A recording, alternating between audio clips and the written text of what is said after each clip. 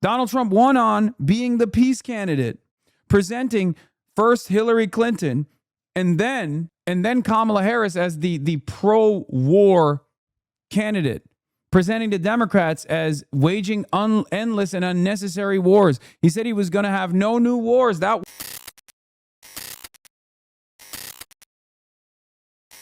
We're, of course, going to start off with the Asmongold. We got to get the drama, the little drama out of the way. I guess it's kind of drama, but it's kind of relevant to the platform in general. And we'll talk about it. Yeah, the cockroach is down, folks. Now, for the cockroach, for Asmongold, I mean, there isn't a day that goes by where he's saying, where he's not saying a bannable thing, obviously. All the while, the right-wingers, they spend a good deal of time claiming that I'm doing bannable shit. I'm saying bannable shit. You know, they try it. And now their attempts are actually making their way to mainstream news as well. I mean, it didn't work on the internet. It's not going to work in mainstream news as well. This is the one that they keep unearthing, where I'm talking about, my favorite flags. Like, we're talking about the coolest flags from a vexillology perspective. And I say it's the Hezbollah flag. And they're like, oh, I can't believe he's saying this. I said, this is a comedy podcast. I know it's a difficult concept for an Israeli to understand. But yeah, basically, the very same people that spend a good deal of time trying to, should you call him such names? Cockroach is dehumanizing, even if he's a piece of shit. Yeah. I mean, he calls me a terrorist. He calls Somalis parasites. But I think his own community have recognized that they're cockroaches. Like, that's a self-described moniker, you know? Yeah, he calls himself the Roach King. But it's very funny. To be fair, I do appreciate like neo-Nazis that are big fans of Asmongold coming in here to feign woke 1.0 attitudes. Woke 1.0 attitudes like, oh well, I don't know if this is appropriate. I really find it dehumanizing language. Yeah, well, he calls himself a cockroach. He calls his community the Roach Ranch. I think it's unfair to cockroaches in general. But yeah, all the comments and the hidden replies are about you. Yeah, of course. As soon as Asmongold gets banned, you already know. Twitch ban. They deserved it. Blame Hasan. They didn't deserve it. Blame Hasan. You already know what's up. Anytime this kind of thing happens, like his community immediately start brigading everything. I'm just going to show you exactly what we suspect is the reason why he got banned. Because it can be a million different things. It could be so many different things because he is a TOS violation, a walking terms of service violation machine for the most part. But I have a good idea of what it was that did him in this time around. It's most likely the advocacy that he was engaging in about migrant children. So that's the reason why he got banned. I mean, he's done so much more. It's kind of crazy that that's just the tip of the iceberg, really. It's the tip of the iceberg as far as like what got him banned, because he does commentary, like violent commentary, urging his followers to go out and do violence against the police for what he perceives as the police protecting the Somali community in Minneapolis. He's done that. I mean, he's advocated for violence by leaning into systemic forces of violence often. Like, that's the way he does it, where he'll just be like, I should just kill everyone all the time. He has advocated Asmongold has advocated to put people in concentration camps, labor camps, for civil offenses. He's advocated to murder protesters exercising their First Amendment rights. He also doesn't shower at all, which I find to be very strange. It's a strange decision. Yeah, he's advocated for terrorizing the police for not brutalizing immigrants. I mean, all of those clips are out there, right? They're readily available. So, I mean, it's a fairly standard moment. So I suspect it's difficult to identify exactly what did him in. But I'm sure someone has that clip, right? Can someone send me the clip of him advocating to shoot migrant children? HasanAbi Productions. Oh, here it is. Asmongold says undocumented children need to get shot if they cross the border with their This parents. is emotional blackmail, right? Well, you can't shoot these people. They have kids with them. Well, then don't bring your kids. If you don't want to get shot, then don't bring your kids. It's really simple. You mean you'd shoot adults and deport the kids, right? Well, I'd shoot whoever. Yeah, I'd shoot whoever. I mean, if it's kids, women, men, anybody, just shoot them. They're going to stop coming over. Because if you don't do that, they'll use... I think he's been watching too much pro-Israel commentary that he thinks this kind of shit would fly. You know, the last time he did this and got banned, it was the same thing. He was talking about how, you know, it's totally permissible, that the Palestinians are barbaric and deserve. And now he's doing it again. This is the second time Asmongold has been banned for advocating to murder children as well as adults. How is this not a permanent ban? Twitch doesn't usually offer permabans, especially to someone who's as large as Asmongold. Let's be real. I don't think that's going to happen. I don't know how long this ban will be. I suspect maybe 7 days, maybe 14. Chop it down to 7 on good behavior, something like that. But I mean, this is the only reason why this happened is because it was highlighted. It was such a heinous thing. It was such a heinous statement that even normies were like, dude, what the is going on? Yeah, just a reminder, Morgan and many other smaller content creators got 30 days. They got banned for 30 days for doing a tier list where the bottom of the tier list was, enjoying Sabra hummus. The Sabra hummus gate, that was 30 whole days. Meanwhile, Asmongold has been advocating, agitating, trying to foment violence towards every marginalized community, whether they be overseas, being destroyed by the American military, the Israeli military, or even here with ICE over and over and over again. So I suspect it was this was what crossed the line for Twitch, especially because there was a lot more outside attention. Children and women as shields to get themselves over. And then they'll put more women and children at risk because they know that they can use them as collateral so they can get more of themselves over. That's the way it works. That's the way an animal thinks, and these people are animals. Yeah, this is classic Asmongold saying, you know, immigrants are animals. What's also interesting about this comment is like, and white supremacy, simply put, I'm not like being super woke about this or anything. I'm just going to give it to you straight. White supremacy is low IQ cope, right? White supremacy, hold the line. It's a minor blip. Calm down. Okay? Calm down. All right. It's back. It's going to, there's a little bit of a baby blip in between. It's going to be fine. Okay. Look, simply put, white supremacy is low IQ cope. Okay? You only lean into these kinds of narratives when you feel insecure, when you recognize your station in society doesn't match up where you think you would be. And for a lot of people, they just cope with the idea that like they were supposed to be this powerful being. They were supposed to be this domineering force in American society around the world. So they're desperate to punch down at anything they possibly can. So that's all it is. Yeah, being a white supremacist is the easiest way to identify someone as being low IQ and coping.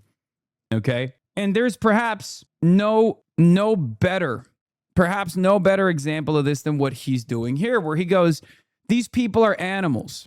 Right? He talks about undocumented migrants or just refugees as animals while simultaneously advocating to slaughter them. You're worse than an animal. If you like the thing that separates man from the rest of the animals is the capacity to feel empathy, the capacity to go beyond simple self-preservation, but it is our capacity to feel empathy as a social animal, right? So when you want the American government to react as a feral animal, as a predator, you are unironically the actual animal, not the undocumented migrants. You are behaving like an actual feral animal. And yet, because white supremacy is low IQ cope, A lot of the people in Asmongold's it as such. They don't realize that they are the ones who are agitating. They are the ones who are behaving like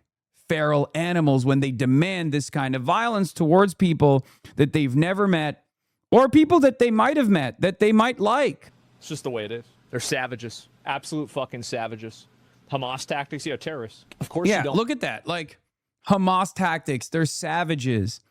We are not the savages, he says. While we are the ones who are, look at the comments, dude. These people are deranged. Always, this is classic comment is blame others for protecting their country, but when in charge, do worse to their own people. Wait, what? Yeah, I don't even want to get that far into the right-wing rabbit hole. I just, I find it strange that these people don't understand that. Want to do that doesn't mean you want to do it, but you have to do what you need to do in order to enforce your borders, man. Like, that's the way it is. People are too emotional to see that.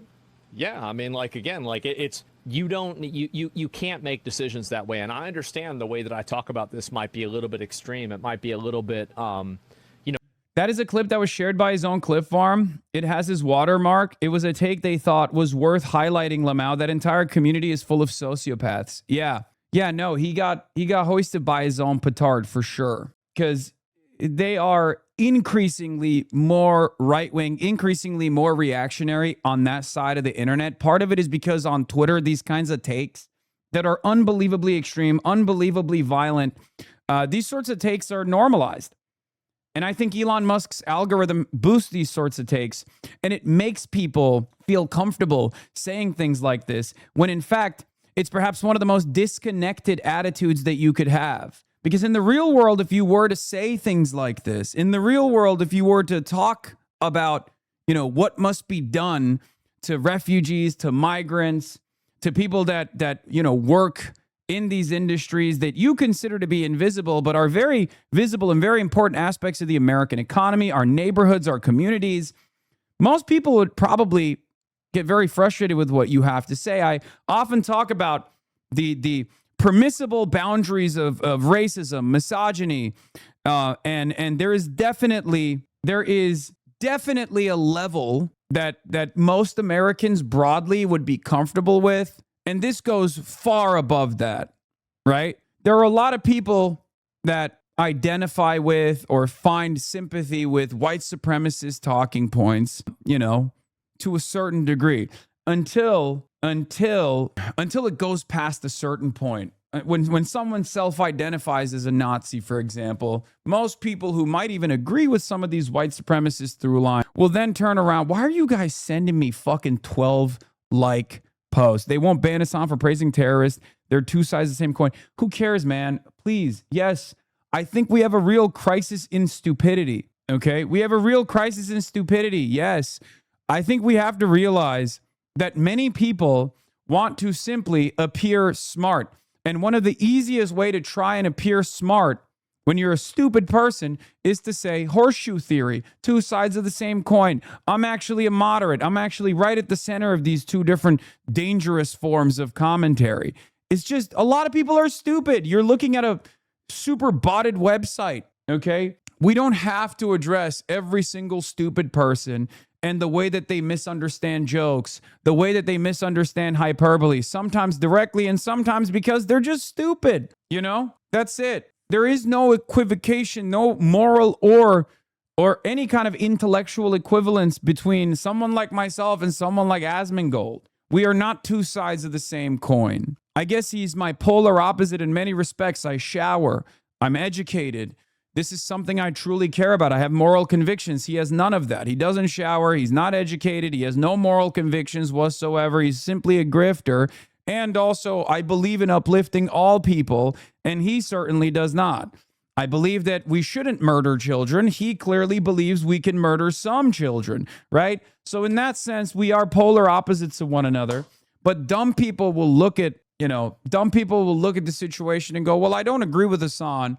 And I've been duped into believing that he's this dangerous radical, and therefore, I'm going to sit here and say, people who say that the international law recognizes the occupied people's right to militarily resist against an occupation is exactly the same as advocating to murder children. Yeah, only if you're a fucking stupid person who's fallen victim to unlimited amounts of propaganda do you make that decision. And unfortunately, there's a lot of stupid people. There are a lot of stupid people. Like Romansky is currently doing it. Rape Tone posted a joke you made about the Great Replacement, presented it as something you admitted in secret. 40K likes, a senator reposted it, new smear against you. Guys, it's fine. Like, look, I will never stop believing in the capacity of the average person to be a little bit more, a little bit smarter. But like, we can't do, again, neo-Nazi base boosted nonsense every fucking day of the week. Yes, dude. Yes, they think I'm, like, if people believe in the Great Replacement, if people genuinely believe that like immigrants are coming in to specifically dilute the white gene pool, then yeah, they're going to look at a situation like that. They're going to look at a statement like that with me making a very clear joke about how white genocide is not real. And they're going to farm it as like it's real. There are a lot of people who, unfortunately, on the far right and on the right now, who believe that the white genocide is a real concept, that Great Replacement is a real concept. Who cares? Just push back on it. Be like, you're a fucking idiot. White genocide is not real. People consensually engaging in race mixing is a concept that isn't controversial any longer, no matter how hard you want it to be controversial. Okay? Remember, in this day and age, we're now engaging in a media environment where the other side is not living in reality. There is no consensus reality. So my goal is to try to snap people out of that stupor to the best of my ability and bring them back into the real world, because I want people to live more productive lives, be happier, be healthier. And I genuinely think this kind of attitude is forcing them to become more insane. I think this kind of attitude, like going to communities like this one and constantly being inundated with a barrage of reactionary propaganda, is making them more mentally ill, okay? It's making them antisocial. It's making them mentally ill. It's unproductive. It's unhealthy, you know? Unemotional. I wish we had more people like me. I do. I wish we had more, because we got too many pussies that are too worried about the optics of something rather than the reality. Yeah, again, another clear-cut sign of insecurity is leaning into the argument of murdering children and being out of a place. I mean, even in movies, like, what fucking hero says we have to murder children? Simply put, only villains say things like that. Only weak people say things like that. A strong man protects the vulnerable, okay? You are the pussy. A strong man protects the vulnerable. A strong man protects the weak. It is weak men who constantly try to harm those who are marginalized, to hurt those who have less than they do. That's it. That's it. It sucks that these guys have such a cynical attitude about this sort of stuff. It sucks that these guys have such a villainous outlook, such a sociopathic way to view the world, where they genuinely think like all virtue is fake. And it might be fake for them. It might be fake for them. Maybe not everyone in the community, maybe not everyone that watches Asmongold. I still believe that there are plenty of people who watch him because they've just been duped into believing that he has a sensible position on these issues. And I hope that moments like this are opportunities for them to kind of snap out of it, to be like, okay, this was a bridge too far. I do find this to be a really insane statement, right? Because it is. It's not sensible. It's not sensible to say that the American government should murder children and that they're all of these refugees are they're animals. They're barbaric. I think the side that demands to murder children is the barbaric side, is the savage side. And I don't think that's a controversial take at all, you know? There is no world where the good guy in any movie or in any book, any TV show that says we have to murder children. That's not what good guys do, okay? You're calling on the murder of children, which is unsurprising because Asmongold has found himself also defending Israel quite a bit. You know, the real right-wing populist hero that loved Donald Trump because Donald Trump was a heterodox thinker. Donald Trump was going to be the peace president. These guys love talking about how, like, I'm not dying for Israel. Kamala Harris is going to get us into war with Iran, until Donald Trump got us into war with Iran, and now they think the war with Iran is good. These people don't have any clear positions. They don't have any moral convictions. That's a major difference between people like myself and many people that operate in this commentariat sphere, right? When Joe Biden, who I despise, does something wrong, I call it out. When Joe Biden, who I don't like, does something right, I praise him.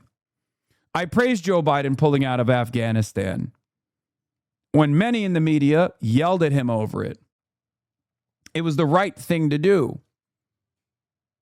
And I criticize Joe Biden for continuing the of Palestinians, for offering Israel the runway, the social and political cover, for offering Israel all of the unlimited weapons and tax dollars and support that it could possibly get from the American government. I praise Biden for appointing Lena Khan, for protecting consumers. Balls and strikes. Balls and strikes. But that's it. Here is a great example of this. Inflation is now lower in America than any other major economy in the world.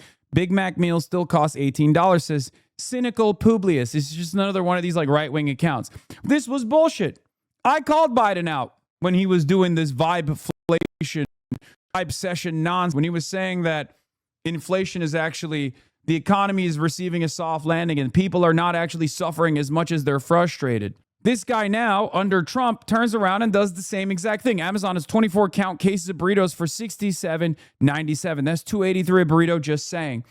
Damian Toll calls this out, says, hey, Joe Biden, Big Macs are too expensive in 2024. In 2026, when Trump is president, food is cheap. Just buy bulk frozen burritos. That's where we're at, okay? This is why Republicans are going to lose. It's the same reason why Biden lost. It's the same reason why Kamala lost. This is why the Republicans are going to lose. This is why Trumpism is going to fail. Because the Republicans have no interest in fixing the economy. They never did. They've actually worsened the economy at a time of unprecedented economic instability, oftentimes worsened by Trump's foreign policy actions, like the ones that we've seen in the Strait of Hormuz at the behest of Israel, when we went in and we blew up a little girls' school and we triple tapped it, and then the Strait of Hormuz was closed, and it worsened the economic volatility. It destroyed the energy markets, right?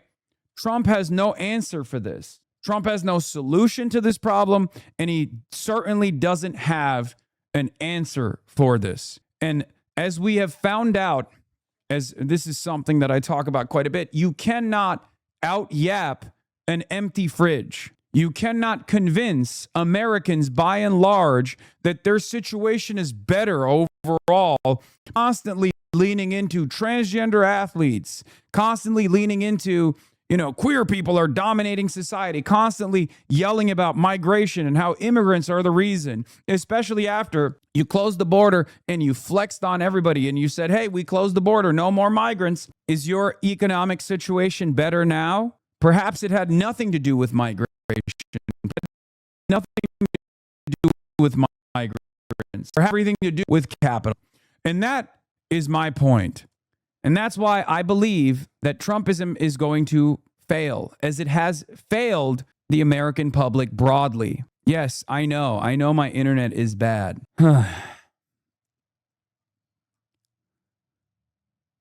Here's one great example of this. Mike Rogers, millionaire Mike Rogers, says voters are blaming Trump for high prices and they're nuts for it. The Trump-backed candidate continues to dismiss affordability concerns of residents. This is why Republicans are going to lose. This is why Republicans are going to lose, because the only solution they have is to constantly hit the same lines over and over again. Culture war.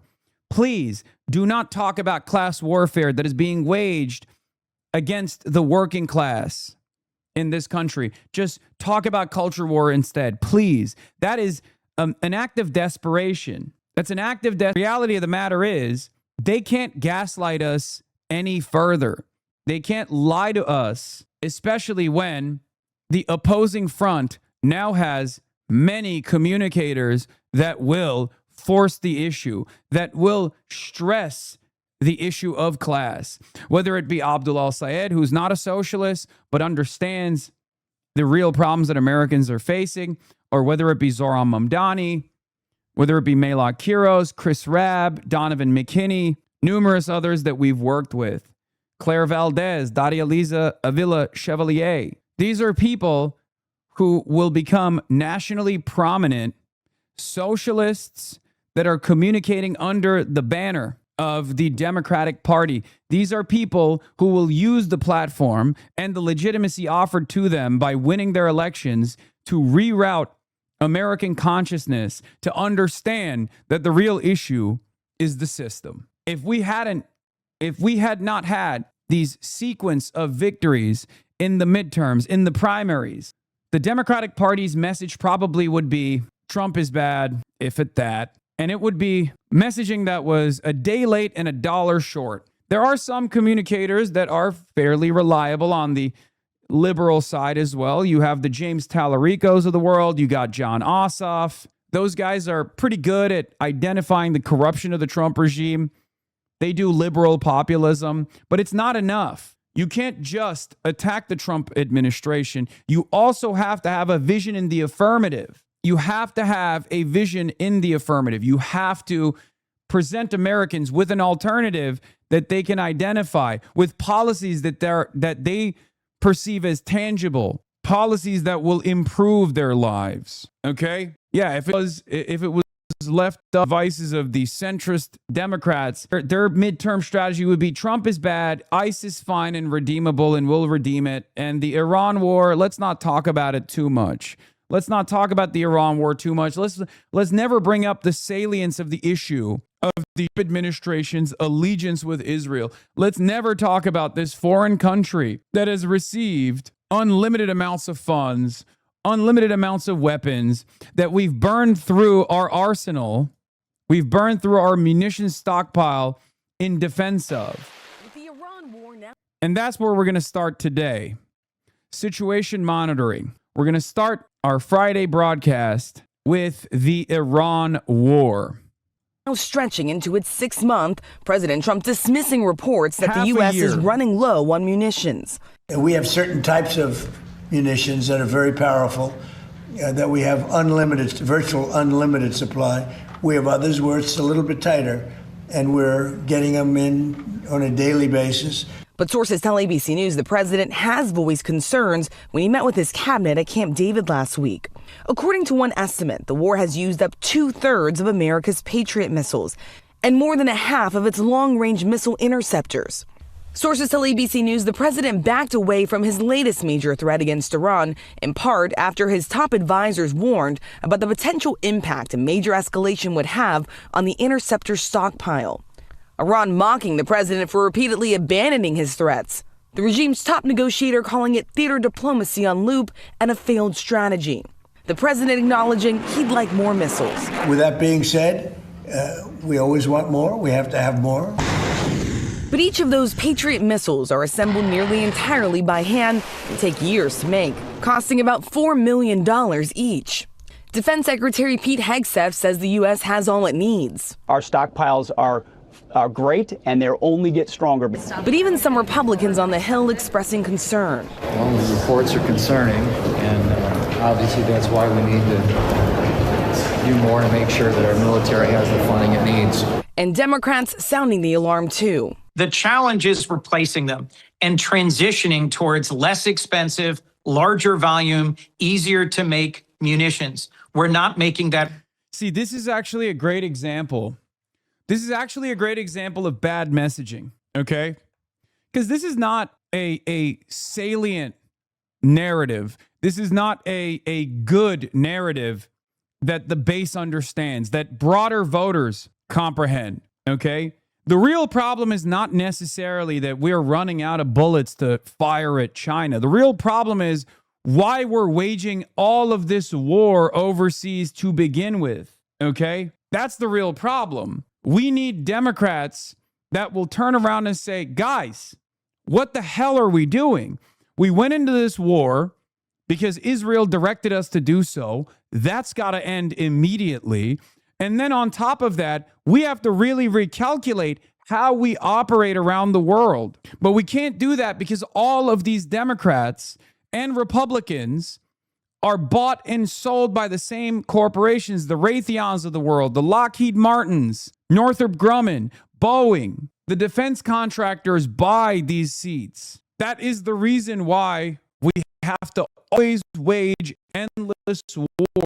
That's the real difference in communication here. The real alternative to Trumpism is not Trumpism light. It's not NATO Atlanticism. The real alternative to this level of American imperialism is to demand a change, radical change, to pull back, to demonstrate restraint, because it's not good for anyone when we are operating, firing off on all cylinders, spending $4 million a clip on missile after missile to blow up schools, to blow up infrastructure in Iran.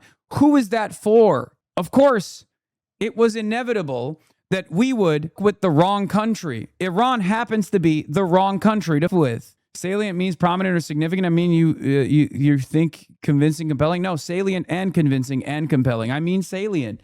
Salience is the term I'm using here because that's the one that they are trying to draw to the forefront. This should not be the Democratic Party's counter to endless militarism, endless warfare. Americans clearly do not want endless war. That's precisely the reason why Donald Trump actually won on the anti-war messaging. Donald Trump won on being the peace candidate, presenting first Hillary Clinton and then Kamala Harris as the pro-war candidate, presenting to Democrats as waging endless and unnecessary wars. He said he was going to have no new wars.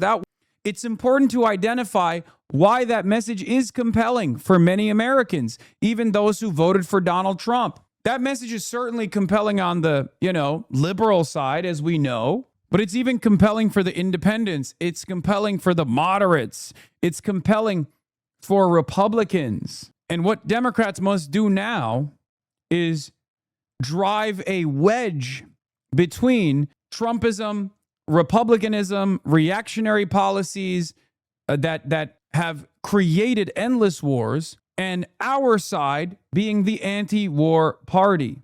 Laura Loomer lost it, almost a hit out on you. One of these days, Hassan Piker is going to talk shit on the wrong person, and then I'm going to make that person a give, send, go. Yeah, she's demanding someone kill me. I mean, that's literally what it is. That give, send, go will raise millions. I donate so much money.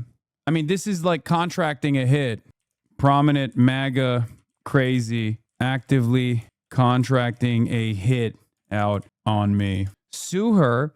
Man, shut your bitch asses up, dude. Shut the fuck up. Sue her. What is this litigious nonsense, dude? What do you mean? This is a literal crime.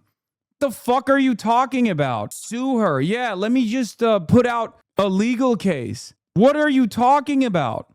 It's just a death threat. This would be, it's not about suing her. It would be about calling the fucking federal law enforcement apparatus on her. Not that it would do anything. It's just a death threat. And it's not even like a hidden death threat. She's literally saying she will fundraise for someone who will kill me. Okay? Now, of course, will liberal media turn around and make a big deal out of Laura Loomer, who's in and out of the White House, actively trying to hire a hitman against a prominent critic of Israel, a prominent leftist? No, of course not. We know. The only thing we have on our side is a people-powered movement. Institutions, at least for the time being, will not defend us. That's the unfortunate reality. Institutions will not defend us. Prominent liberal Democrats in opposition to the Trump administration. How is this not a permanent ban? Twitch doesn't usually offer permabans, especially to someone who's as large as Asmongold. Let's be federal law enforcement won't defend us. Only we can defend us. That's it. It's getting crazy out here, for sure. Anyway, let's get back to the commentary. Progress fast enough. So the war has already cost about $37 billion. The Trump administration is asking for another. Why are you being hysterical about the Loomer thing? It's not that much different than the Rick Scott bit.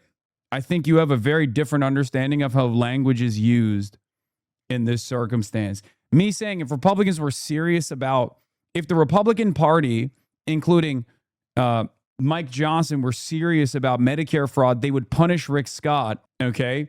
Using Like that, the underlying sentiment behind that is punishing Rick Scott. It's a conversation about the Republican hypocrisy and how much they lie. Laura Loomer, on the other hand, is very clearly saying someone has to do something about Hasan, and I will pay them to do it. I will fundraise for them, offering a direct cash incentive. That is contracting an assassination. It's very different. One is literally illegal. There's $67 billion from Congress, and we talk about how much money it is to make those Patriot missiles, nearly $4 million each. Well, compare that to how much it takes to make an Iranian drone. That's about $35,000 each, George, so quite a difference. Yeah, this asymmetry is something. And Rachel, Supreme Court rejected President Trump's attempts to restrict birthright citizenship. He's trying again. Yeah, he is trying again. This is the president's second attempt now to try to restrict birthright citizenship, which is protected under the 14th Amendment. That first one was knocked down by the Supreme Court, as you mentioned. These next two orders now are aimed at limiting who is eligible for U.S. citizenship here in the U.S. and also aimed at trying to restrict people coming here to the United States solely for the reason of giving birth. Now, both of these, of course, are expected to face legal challenges, George. Okay, Rachel, thanks very much. Now, Donald Trump has denied reports that the US is suffering a munitions shortage. That's as they continue their efforts in Ukraine and the Middle East contemporaneously. The US president has threatened long-term sentences for anyone who is found to have leaked information about the country's stockpiles. It comes... Yeah, it doesn't... there's not a lot of confidence that I have personally.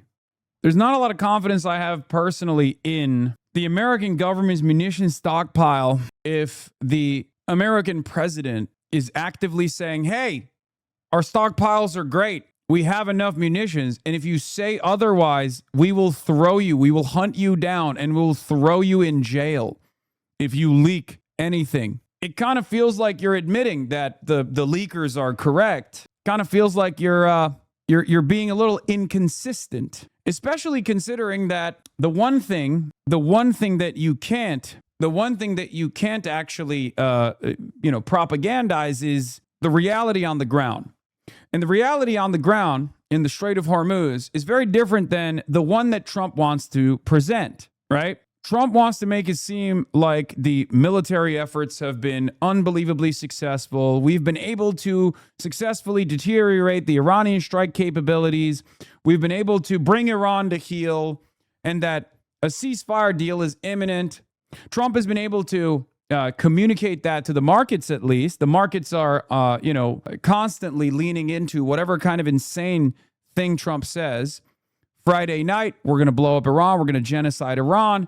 Sunday night, Iran is begging for a ceasefire, right? And this has happened for the last 6 months, endlessly.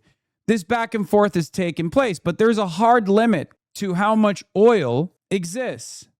There's a hard limit. So there will come a point, and there was a point already, where we were nearing that hard limit in our strategic petroleum reserves. The red line is 150 million barrels. Oil exists in these salt caverns in our strategic petroleum reserves. Once we reach 300 million barrels, which we, I believe, might have crossed, we get into the red zone.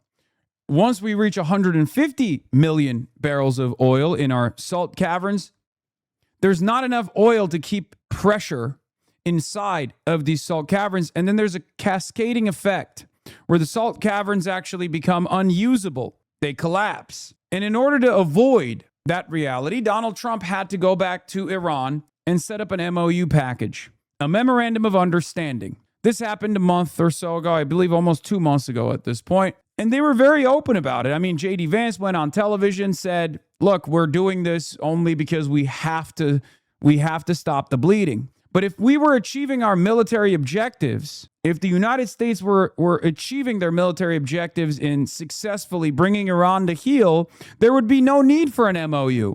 There would be no need for a memorandum of understanding. It's very clear that the United States of America has experienced unambiguously defeat in the Strait of Hormuz. Iran now has more leverage. There has never been a war where one state has fought against another state and the other state, our foreign adversary, has generated more leverage in the outcome, in the aftermath of that initial military action and then lost that war. Iran is never going to give up control over the Strait of Hormuz. Iran always had the capacity to control the Strait of Hormuz. They exercised it until Donald Trump, alongside Israel, decided to assassinate the entire leadership structure of the Iranian government and the IRGC. Everything since that moment has been failure after failure. And every day that goes on, every day that goes by where Iran is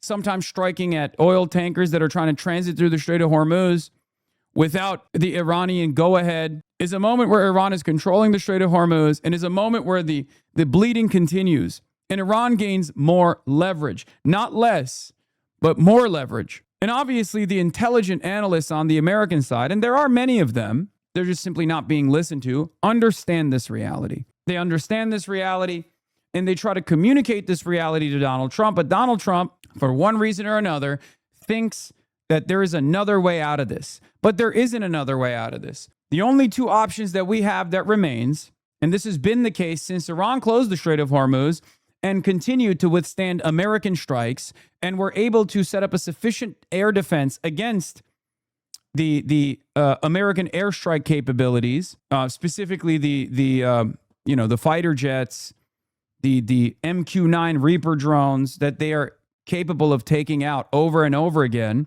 Since that happened, we have been expending our standoff munitions, the ones that we lob from, thousands of kilometers away, Tomahawk missiles and the like. We've been using our offensive capabilities that we have depleted. These are very costly missiles that we don't have an adequate stockpile of. And then every single time that we lob missiles in the direction of Iran, Iran retaliates. Iran retaliates by attacking American assets in the Gulf, and they've successfully destroyed billions of dollars of American. And in an effort to defend our assets, we've also depleted our defensive munitions. So now we're at an impasse. We're at an untenable solution, an untenable situation where either the United States of America is going to go all out and try to invade Iran militarily, which seems very unlikely, or we have to concede.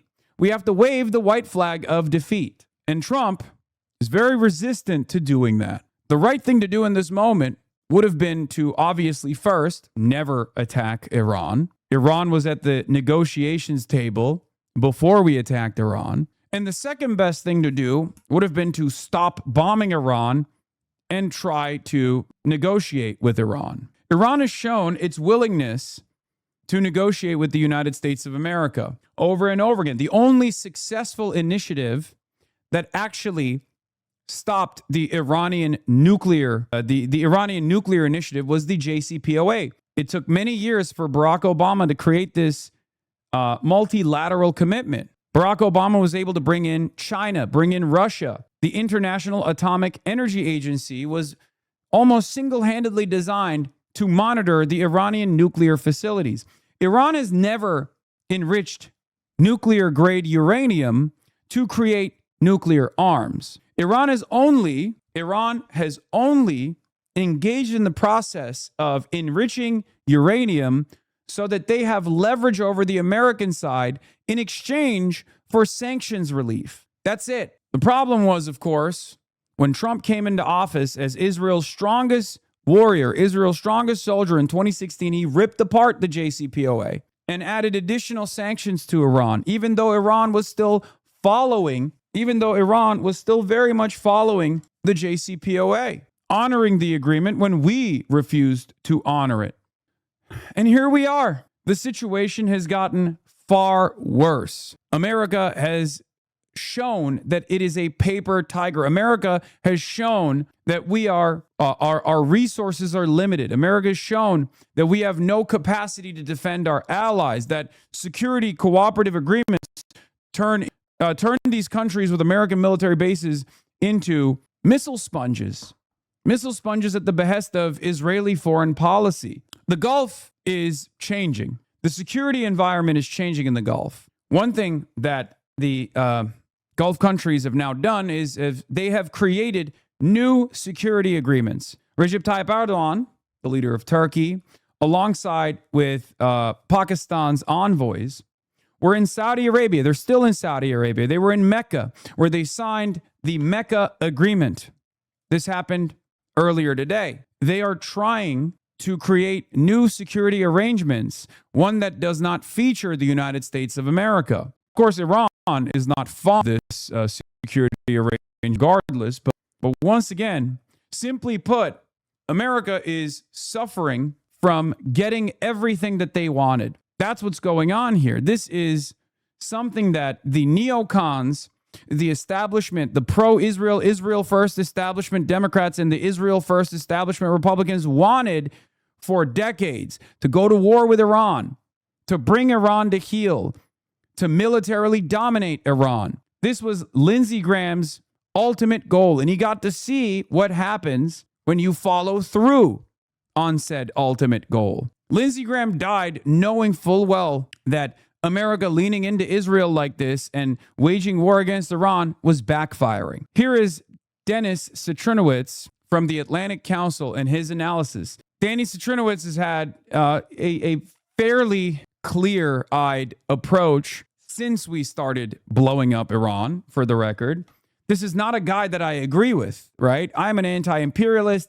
He is a NATO Atlanticist. And yet even NATO Atlanticists that played a formative role in creating the structures of American imperialism have realized that this is actually deteriorating the American capabilities of continuing to be the hegemonic superpower, the world police. They are also demanding restraint, perhaps for different reasons. Okay? A few observations on the Saudi-Turkish-Pakistani agreement from an Israeli and Iranian perspective. One, Israel may be uneasy, but Israel is not the main reason for this agreement. There will undoubtedly be voices in Israel that interpret the agreement as an emergence of a more assertive Sunni bloc that could potentially pose a challenge to Israel.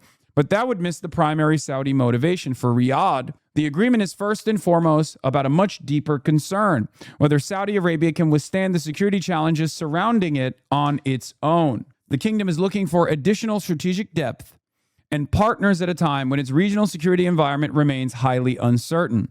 Number two, the real test will come when the agreement carries actual military costs. The continuing Houthi attacks on Saudi Arabia provide an immediate test. Will they lead to meaningful Pakistani or Turkish involvement against the Houthis? The Houthis have already shot down a Turkish-made Bayraktar drone, although it was apparently operated by Saudi Arabia rather than Turkey itself. That distinction matters.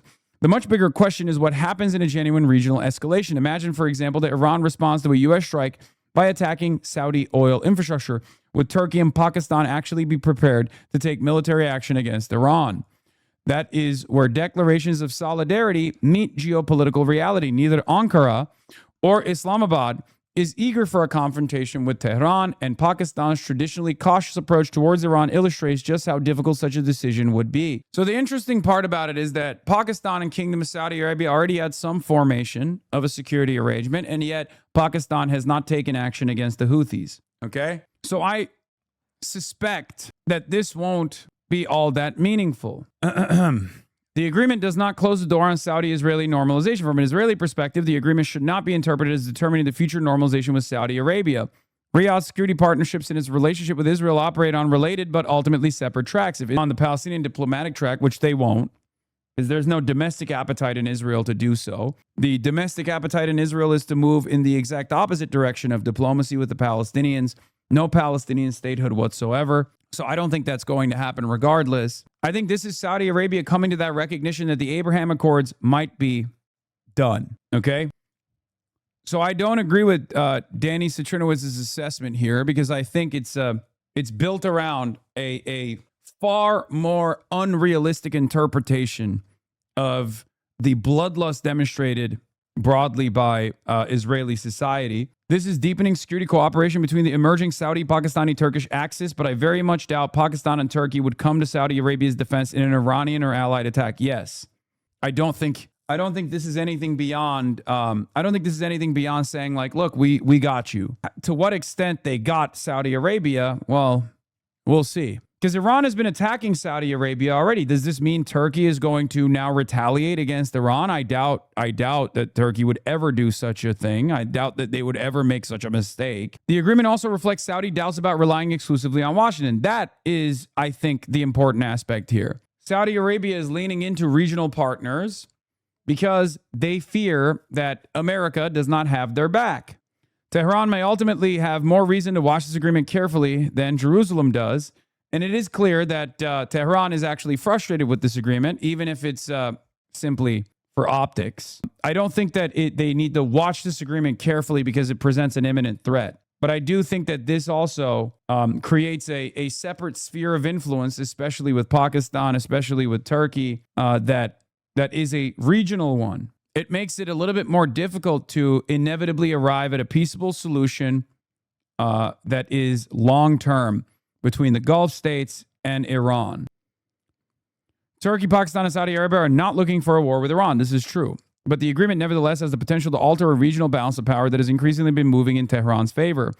Even without producing a normal anti-Iranian alliance, closer coordination among the three major Sunni states, each possessing different military, economic, and geopolitical assets, complicates Iran's strategic environment. So there's some stuff that I agree with and some stuff that I disagree with. The UAE, this is a big fuck you to UAE as well. Abu Dhabi has reasons to be considerably less enthusiastic about a growing Turkish role in Gulf security. The UAE has long viewed Turkish regional influence, particularly Ankara's historical ties to political Islamist movements such as the Muslim Brotherhood, as a strategic challenge. It's because the UAE is Israel's attack dog. The UAE has separated itself from the GCC and moved into the American camp in the aftermath of these tit-for-tat strikes that America and Israel launched against Iran. This was a misstep, in my opinion. Leaning into America and Israel at a time when America and Israel's regional influence is diminishing by force, I think I don't think it was the right move to do. Okay, United Emirates of Israel, yeah. But this also increases the isolation that the United Arab Emirates will experience especially in the region. A deeper Turkish role in Saudi security affairs could therefore introduce another source of friction between Abu Dhabi and Riyadh. Except one of the things that the United Arab Emirates has done that we know of that is somewhat of a better move is giving money to Iran. So the United Arab Emirates, we're speculating that the United Arab Emirates turned around and basically gave Iran billions of dollars, and in exchange for that, they've had some of their ships transit the Strait of Hormuz without impediment, without Iranian retaliation. So they're making moves in that other direction as well. The bottom line, the biggest tests of this emerging partnership are still ahead. The continuing confrontation between Saudi Arabia and the Houthis is unlikely to disappear, and its potential for escalation remains significant. Saudi Arabia gains meaningful strategic backing at a moment when its security challenges continue to demonstrate the limits of acting alone. Turkey gains a potentially important foothold in Gulf security affairs. Pakistan, meanwhile, may gain the ability to share a burden it has historically faced largely on its own whenever Saudi security is threatened. But the gap between strategic declarations and military commitments can be enormous. Yes, I think it will continue to be enormous. The UAE has been opposed to political Islamist currents and Turkish influence since the Arab Spring. They are deeply terrified of the Muslim Brotherhood and similar organizations, a principal motivation behind their involvement in many conflicts, including Yemen and Sudan. This way predates the Abraham Accords and deepening ties with Tel Aviv and Washington. The UAE seemingly doesn't care about the Islamist movements, the Salafists or the Wahhabist movements, when they aligned themselves at times, although they also fought against Saudi influence in Yemen. They lost that battle, of course. Saudi won that battle, but then Saudi lost it to the Ansar Allah movement anyway. So my point about the United Arab Emirates is they play both sides. And if you play both sides, sometimes you come out on top. But in the United Arab Emirates case, if you play both sides, sometimes you lose out and it turns into a Mallory McMorrow situation, you know? And since Iran is currently winning this battle and America is losing this battle, the United Arab Emirates' calculation to lean further into Israel and America, probably not the best idea. But in any case, the fact that these kinds of decisions are taking shape in the region and new security arrangements are being designed, once again shows the reality that, hold on, I know there's a mini F, shows a reality that the American influence is being recalculated. American involvement is no longer being seen as a guarantee of security, but instead a real threat. These kinds of arrangements are being made not for today or tomorrow. They're being made for what comes next, what comes after. Because if the United States of America withdraws its forces from the region, for example, we don't know if that'll happen. But if Iran achieves all of its objectives here, they have to have a new security arrangement that doesn't involve the United States of America, a security arrangement that involves other regional partners, nuclear-armed nations like Pakistan, nations that have a defense industry like Turkey. As experts say that the US military is running short on weapons, such as advanced missile interceptors that have defended against Iran. Well, we can bring in now our defence and security analyst, Professor Michael Clark. Hello, Michael. In your view, is this shortage real? Yes. It was reported quite widely. It's been confirmed by a lot of people. It's not just one person leaking from the Pentagon. I'm not sure there's a leak at all. No. CSIS, the Center for Strategic and International Studies in Washington, very good research outfit, they took the evidence that Pete Hegseth gave to Congress about a month ago and worked out from what he said and the amount of money he said he now... Yeah, it's not even a leak. It's just analysis. That's the other funny thing, because like we can see the information that the Department of War has given to Congress. It's all a matter of just, counting the beans at that point. Beans on fucking toast in it. Needed. He wanted another 67 billion. They said the war has cost 37.5 billion. We need another 67 billion immediately to make up for shortfalls. And they worked it out from that and came up with a series of figures, which a lot of people have more or less confirmed. Ballpark, the figures are more or less right. So the Americans they're not out of weapons, but they're running short, given that they need weapons for lots of different theatres in Asia, in Europe, as well as in the Middle East. That's the main problem that they have. And in particular, air defense weapons. So the Patriot system that everyone talks about, the THAAD, the high-altitude interceptor, very specialised thing, they've really run those down, and it takes a long time to produce more. Yeah, exactly. They don't just reappear at the push of a button, and they're very expensive. Very expensive. You were saying earlier that it can take sort of years before you can replenish this. Yeah, I mean, the Patriots are the one that everyone talks about. And Patriots, the system is made by Raytheon, but the missiles themselves are made by Lockheed Martin. And at the moment, Lockheed Martin are making about, on average, 2 a day, so about 700 a year. And they're going to treble that production to about 2,300, 2,400 a year. But it will take them until 2033 to treble production. And they cost about between 3.5 and 4 million each side. Healthcare, baby. That's where all of our productive output goes.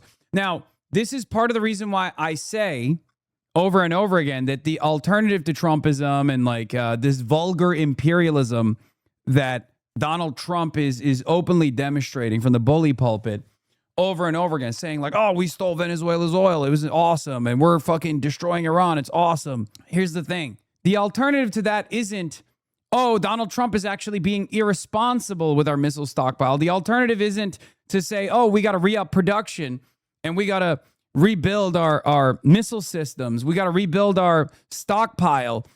The alternative to that should be, why are we doing all of this? Why don't we focus on building our roads, building our infrastructure, building our schools, becoming a more competitive labor force in the global marketplace, bringing back an industrial base to the United States of America? These are the real alternatives to spending trillions of dollars in waging war. And I say trillions because that is the number that the American government is now demanding, $1.5 trillion. It's unheard of. It's insane. For the longest time, weak-minded people who thought that American force projection capabilities were unlimited would turn around and say, oh, the Houthis are going to find out why we don't have health care. Oh, the Iranians are going to find out why we don't have health care. Oh, the Palestinians are going to find out why we don't have health care. Well, it turns out, even though all of our productive output went to delivering missile systems to wage wars of plunder overseas, We don't even do that correctly because capitalism has this corrosive, this corrosive influence. Defense bloat is far worse than we perceived. I've talked about this as well because even our military-industrial complex is not designed for survival. It's not designed for efficiency. Our military-industrial complex is designed for profit. So it turns out all of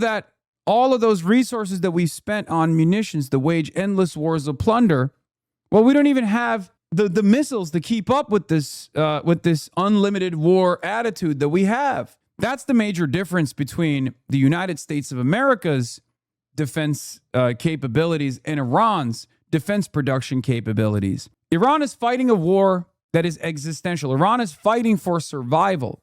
Iran has designed its infrastructure to withstand bunker buster munitions. Iran has put their missile silos deep underground. Iran's launchers are also inside of tunnel systems, inside of mountains. And that's part of the reason why we can't destroy them. We can't successfully attrit the Iranian strike capabilities as we've tried to do so over and over again for the past 6 months. Their anti-air defense systems are also unique and difficult to destroy, difficult to tamper with. And they've done this with an unlimited sanctions package. Months and months, even before this war began, I warned about this exact moment. I said that America's defense capabilities and offensive capabilities are finite, that we would run out of our peer and near-peer adversary standoff munitions that we designed specifically to fight against Russia, specifically to fight against China. I said it over and over again. And people kept coming in here and saying, Hasan, you're wrong. We have contingencies. Well, we don't.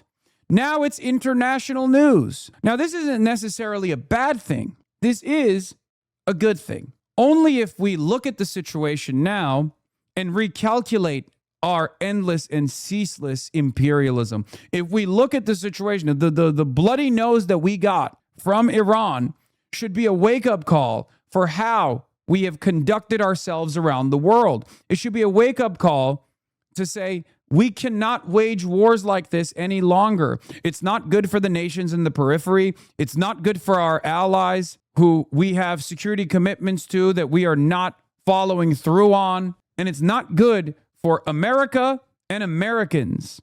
It's not good at all that we output all of our resources on waging endless wars, and now we're losing. So this bloody nose could be a good thing, but it's entirely dependent on creating a robust anti-war, anti-militarist left flank in this country. Democrats, for the longest time, post 9/11, have been the pro-war party, alongside the Republicans, of course, that have always been the pro-war party. That's why I think we need to remind Americans that foreign policy and domestic policy are inseparable from one another. And I think there's a real environment, there's a real unique opportunity to remind Americans of this reality now because of their attitudes post-October 7 about America's relationship to Israel. Americans are far more critical about this relationship because they now understand that every dollar that's being spent on munitions that are getting wasted, every dollar that's spent on a missile that's blowing up a school is a dollar that could have been spent here, building our schools in our neighborhoods. Americans are understanding this reality. For far too long, the media covered foreign policy as a totally separate thing. It's just something that happens over there. You shouldn't care about it that much. Or even if you do care about it, you should understand we have to blow up shit over there on the other side of the world because those are scary Muslims. Those are barbaric beings that must be tamed.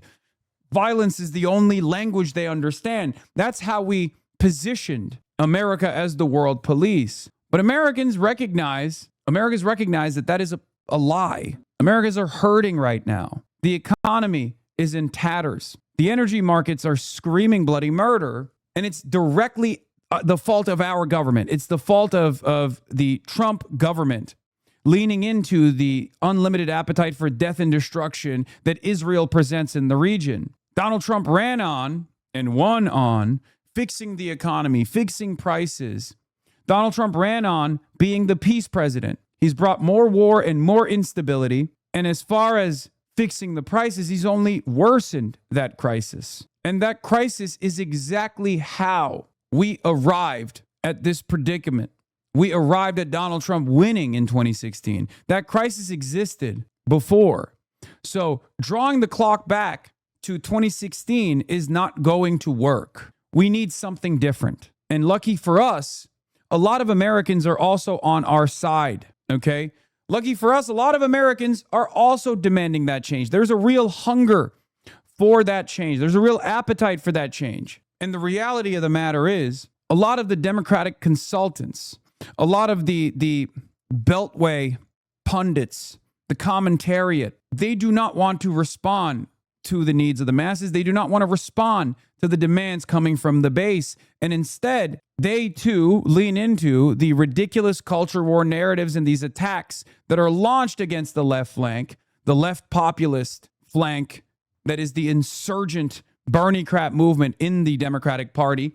They lean into the right-wing attacks against us with the hopes that we go away. And they're not going to stop. They're not going to stop. So it's important that we demonstrate messaging discipline right now. And it's important that we do not fall victim to right-wing propaganda, reactionary propaganda. This community has withstood many attacks by liars that have manufactured outrage, sometimes successfully, but most of the time unsuccessfully. Now those exact same attacks that we have withstood are coming from mainstream outlets. I mean, look, every day of the week, find something equally as radical to reach that audience. Look, My every response day of is the find week, something equally as radical there is that's still another, good. every That's- hour of the day, Fox News is talking about us. Fox News is talking about the DSA. Fox News is talking about me, saying that we're terrifying. And they have Democratic consultants that they could bring on to actually attack us as well, to make it seem like the actual voters oppose this worldview, to make our worldview seem toxic. It's all hands on deck right now. So don't fall victim to this kind of propaganda. Do not fall victim to this kind of propaganda. We will win. We will get out on the other side of this victorious, and we will deliver an agenda that centers the needs of the working class in this country, and we'll continue fighting for it no matter what. Or every ballistic missile coming in that you're trying to target, you need at least two. So 2 Patriots, sometimes 3, will be fired off against a ballistic missile coming in. So you get through an awful lot of them. Yeah, and so that creates particular vulnerabilities, doesn't it? Particularly with these 2 wars on 2 different continents. Yeah, and that created the problem for President Trump. A week ago today, he was at Camp David for this cabinet meeting, for his weekend retreat. They were all there. And I mean, it seems that Pete Hegseth was all full of the idea that we can go big. CENTCOM, Central Command, had given President Trump the option. Look, we can have a really big set of attacks that he was talking about. He said we'll really go big. So the choice he was facing was go big or go home. That's what it comes down to. Hegseth was in favour of it. Then Dan Kane speaks up, apparently, who's the chairman of the Joint Chiefs. He said, look, Mr. President, if we go big, we will run down our defence stocks to the point where I can't really guarantee that in the event of an operation against China in the next 2 or 3 years over Taiwan, or against Russia for any eventuality, or even in the Western Hemisphere. And Trump seems to have been shaken by it. Got very angry. He blamed Hegseth. Hegseth then blamed Stephen Feinberg, who was his deputy at the Pentagon. Feinberg's interesting. Stephen Feinberg is a very interesting character, a very strange character. How did he get to that position? I do not know. I'm not going to make any inferences. But now there's obviously commotion. There's obviously chaos within the Department of War. And now there's a little bit of finger pointing going on as well. Billionaire donor to the Trump campaign. And no, chatters, it's not because he's Jewish. Lemau Feinberg, they're going to blame Jews. Yeah, I mean, they're going to do that regardless. But no, the reason why I'm saying he's interesting is because he doesn't have any experience. Like he has no relevant military experience whatsoever. I suspect the reason for why he was put into that position is because he bought his way to it. And no experience in defense whatsoever. No. Chat didn't go right for it, Trexellist. One chatter said they are going to blame Jewish people. Okay? No one in the chat actually said that is the case. Don't be ridiculous. One chatter said the Republicans will blame Jewish people at the end of that process. But yeah, here is the relevant article. Back at Camp David, as he was confronted by Trump over the bear weapon stockpile, Hegseth defended himself and blamed his deputy, Stephen Feinberg, for the shortages and not ensuring Trump was fully appraised of the issue, both persons familiar said. Now listen, it is a lie to say that Donald Trump is unfamiliar with the munitions stockpile shortage. That is an abject lie. We know that is a lie because his generals have communicated this to him even before this military campaign started. We know that it's a lie, okay? It's not because Stephen Feinberg is like, no, Mr. President, you have all the ample missiles. You can continue waging war. It's bullshit. And we know that his generals warned him because his generals warned us. Dan Kane tried to communicate this reality before America, at the behest of Israel, struck Iran. And we know because there's reporting on it. Internally, the intelligence community went to Donald Trump and said, regime change is not going to happen. It will not be successful. You will harden the IRGC. If you do an assassination strike alongside Israel, you will harden the hardliner position. They will strike back. That was the intelligence community's assessment. Trump said, I don't believe you. I believe the Israeli intelligence instead. The generals on the side of the Defense Department, the Department of War, also told Donald Trump, we do not have the necessary stockpiles to continue waging war against Iran, especially because the intelligence assessment shows that we cannot foment enough instability within Iran, within the Islamic Republic, to destroy it from within. We can't foment sectarian conflict. So when Donald Trump did not listen to the better judgment of his generals, when Donald Trump did not listen to the better judgment of his intelligence assessment and started waging this war, or was signaling that he would wage this war against Iran, Dan Kane went to the media. Dan Kane went directly to the media. That's how we know that this was going to be an imminent crisis. Donald Trump's own generals, when Trump stopped listening to them, went to the media anonymously and leaked this information. And Trump still refused to listen. He refused to listen to reason. He was hopped up on the success that he got out of the Venezuela operation, and he thought he could do the same in Iran because he's a fucking idiot. And obviously there was a lot of push and pull, far more push from the Israeli side that he leaned into. They were able to convince him by way of Lindsey Graham. Benjamin Netanyahu directly convinced them as well. There's plenty of people in his close orbit that are very, very much tapped into Israel's interests. There are a lot of people in his close orbit that absolutely abide by Israeli interests and place Israeli interests over the interests of American foreign policy. Obviously, no one cares about American domestic policy. I'm not even going to get into that. Right? Lindsey Graham was one of them. And this is why we're there. This is how we arrived at the position we arrived at. I mean, he was a TV presenter. Good heavens. So you've got Pardon? Yes, you've got Hegseth. Do you want to walk back on that? Oh, and you're a trustee of the Imperial War Museum. Yes. Absolutely, rightly so. So there's Hegseth in charge of the Pentagon. His deputy, the Secretary of Defense, is Stephen Feinberg. Who has never had a government job before. And between them, they don't seem to understand what the Pentagon procurement process is. And it took Dan Kane, the chairman of the Joint Chiefs, who was the military... Yeah, I don't agree with that. I think that's bullshit. I think they very much understand it because even a dumbass like me can understand the Pentagon procurement process. If we can understand it here, totally outside of the actual data, we don't have the data that is readily available. We can only count. We can only point and count. Right? So the notion that those guys don't understand it is bullshit. Now, you can say that they're inexperienced, which is true. They have, like, Pete Hegseth is also not someone who came through the relevant, like, general process to reach the highest level to be in charge of the Department of War, and neither is the deputy, right? The deputy's even worse than Pete Hegseth. At least Pete Hegseth is like fucking National Guard. Feinberg has held no military position. None whatsoever. Feinberg just bought the seat. Feinberg just bought the appointment. It's crazy. So you got the DUI hire at the top, and right underneath him, you got a guy who bought that position. Okay? His relevant background is just that he's a billionaire. Yes, a very shady billionaire.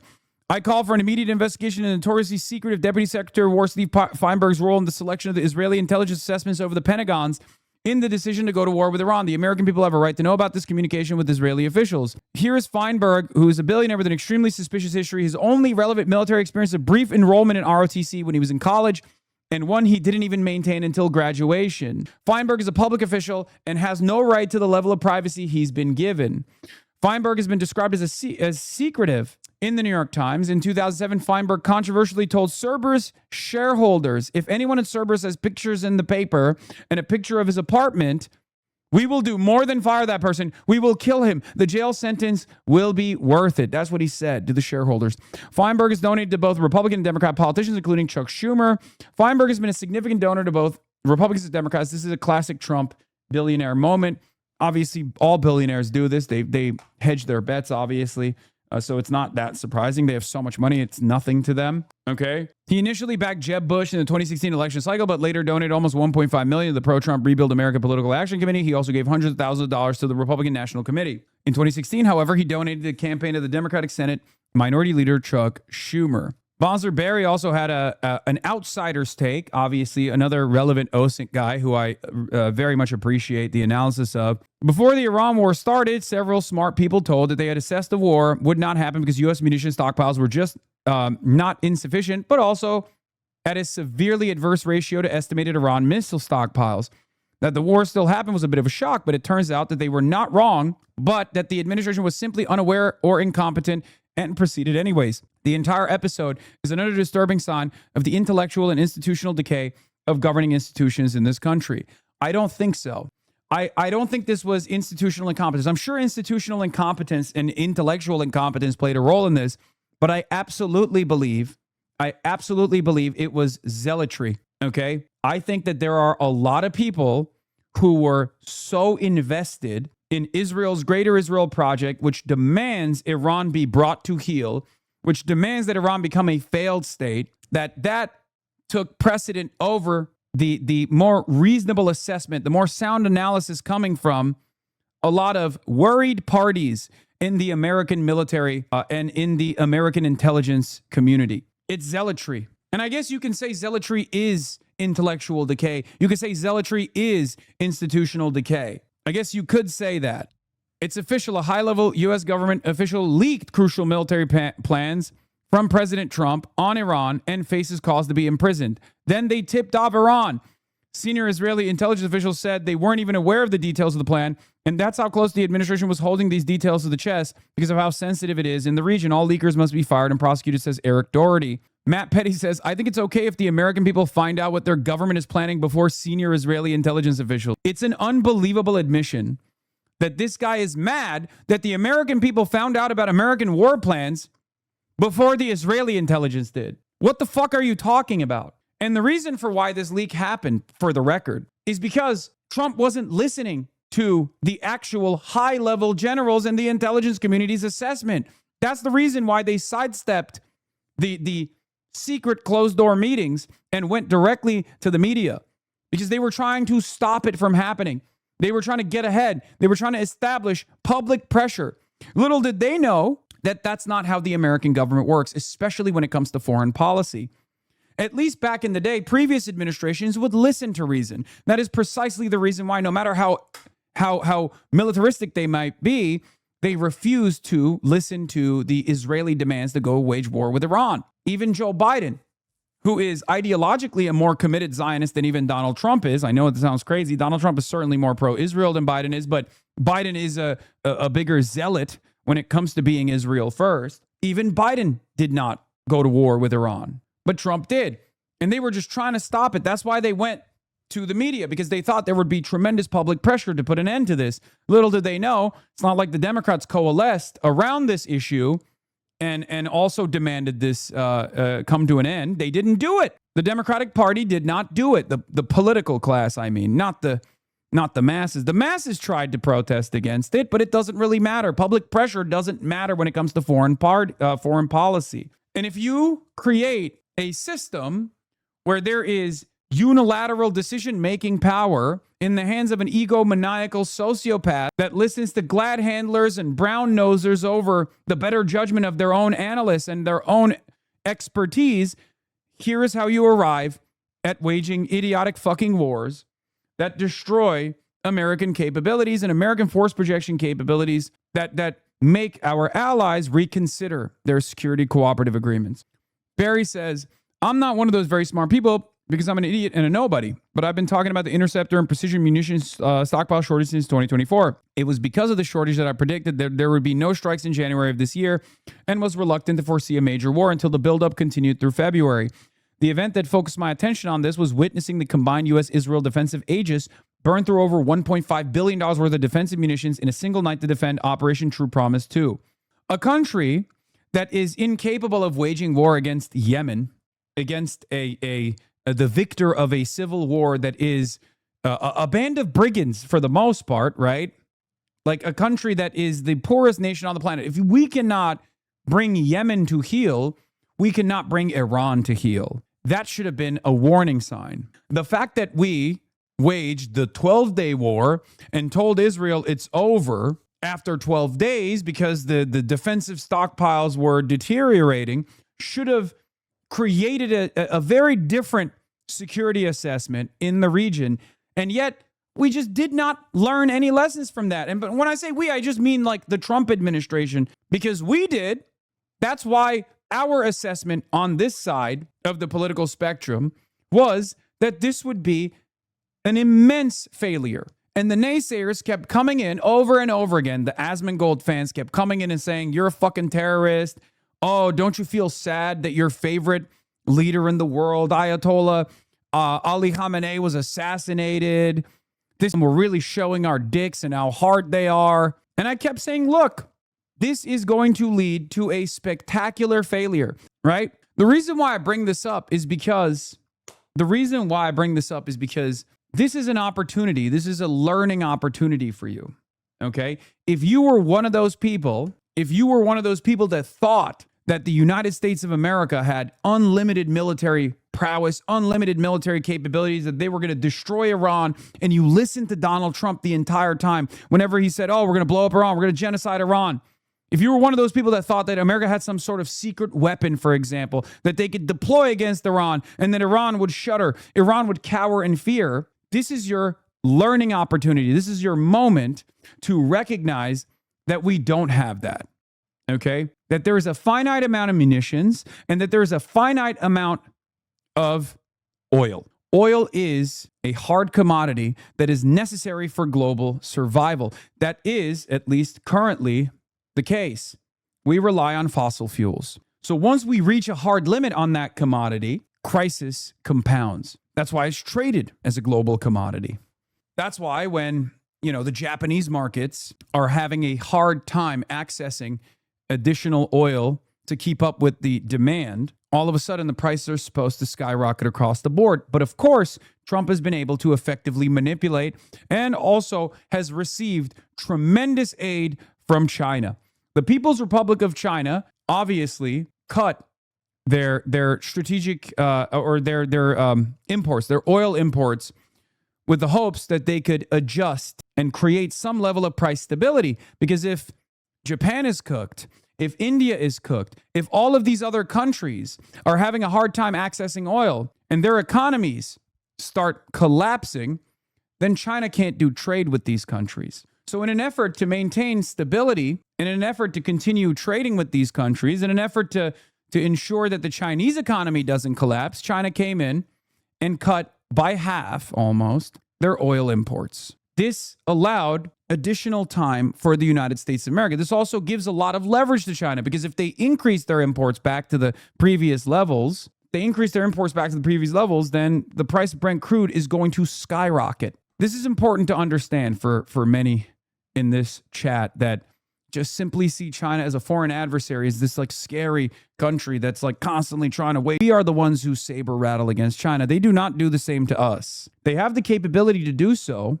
That much is clear. We do not have the capability to defend Taiwan, for example, if there was any sort of military action. That much is also clear. I hope you understand that. We can't even wage war against Iran If you think we can wage war against China, you're delusional. So that's at least one additional outcome of this spectacular military failure, is that hopefully more American foreign policy wonks will be a little bit more restrained. They will demand more restraint. They will say, look, we can't fucking do this. We can't do this. We don't have the munitions to do this.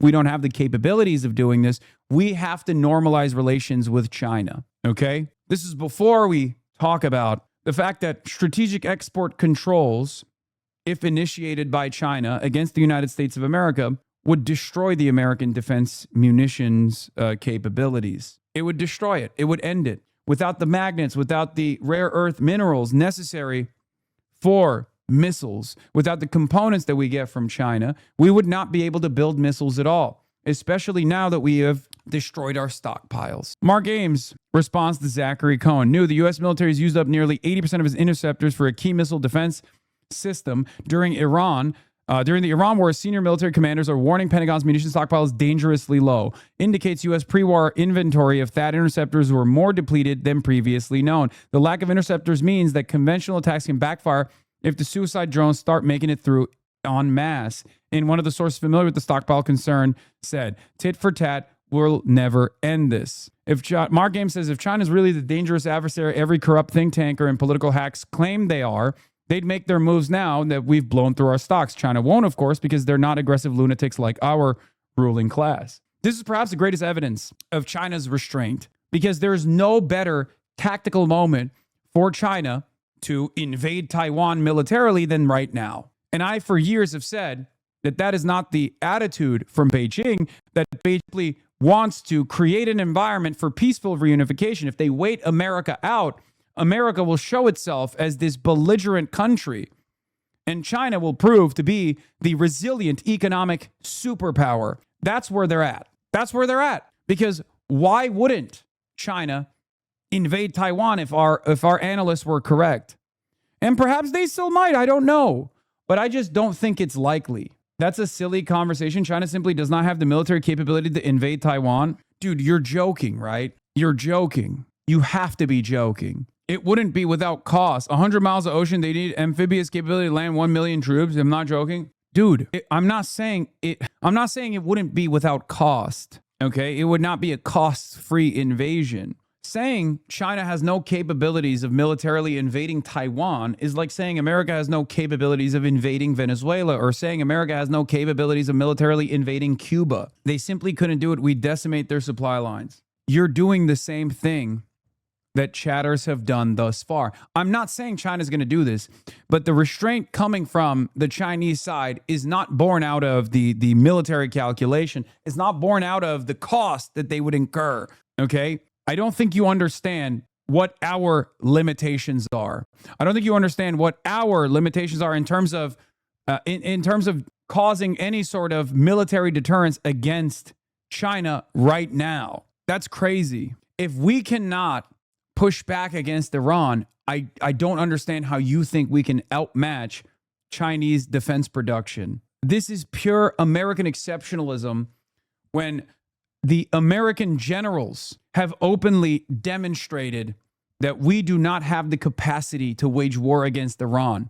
What makes you think we would be able to successfully deter China? Again, people will hear me say this and go, oh, dude, you're glazing China. No, I'm just looking at the crisis at hand and trying to communicate what reasonable people are saying on the military side, on the analyst side. This is no different than claiming that America has some secret weapon or some secret contingency that we don't know about.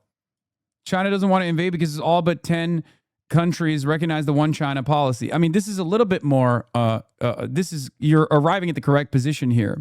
To say China doesn't have the capabilities is wrong, but to say that China is it's not in China's interest for a million different reasons, including the one that you just suggested, is correct. Those who disagreed with me at the start of Operation Epstein's Fury have now come to the conclusion that we were right. Those who disagree with me on the China question will inevitably come to the conclusion that we are right once again.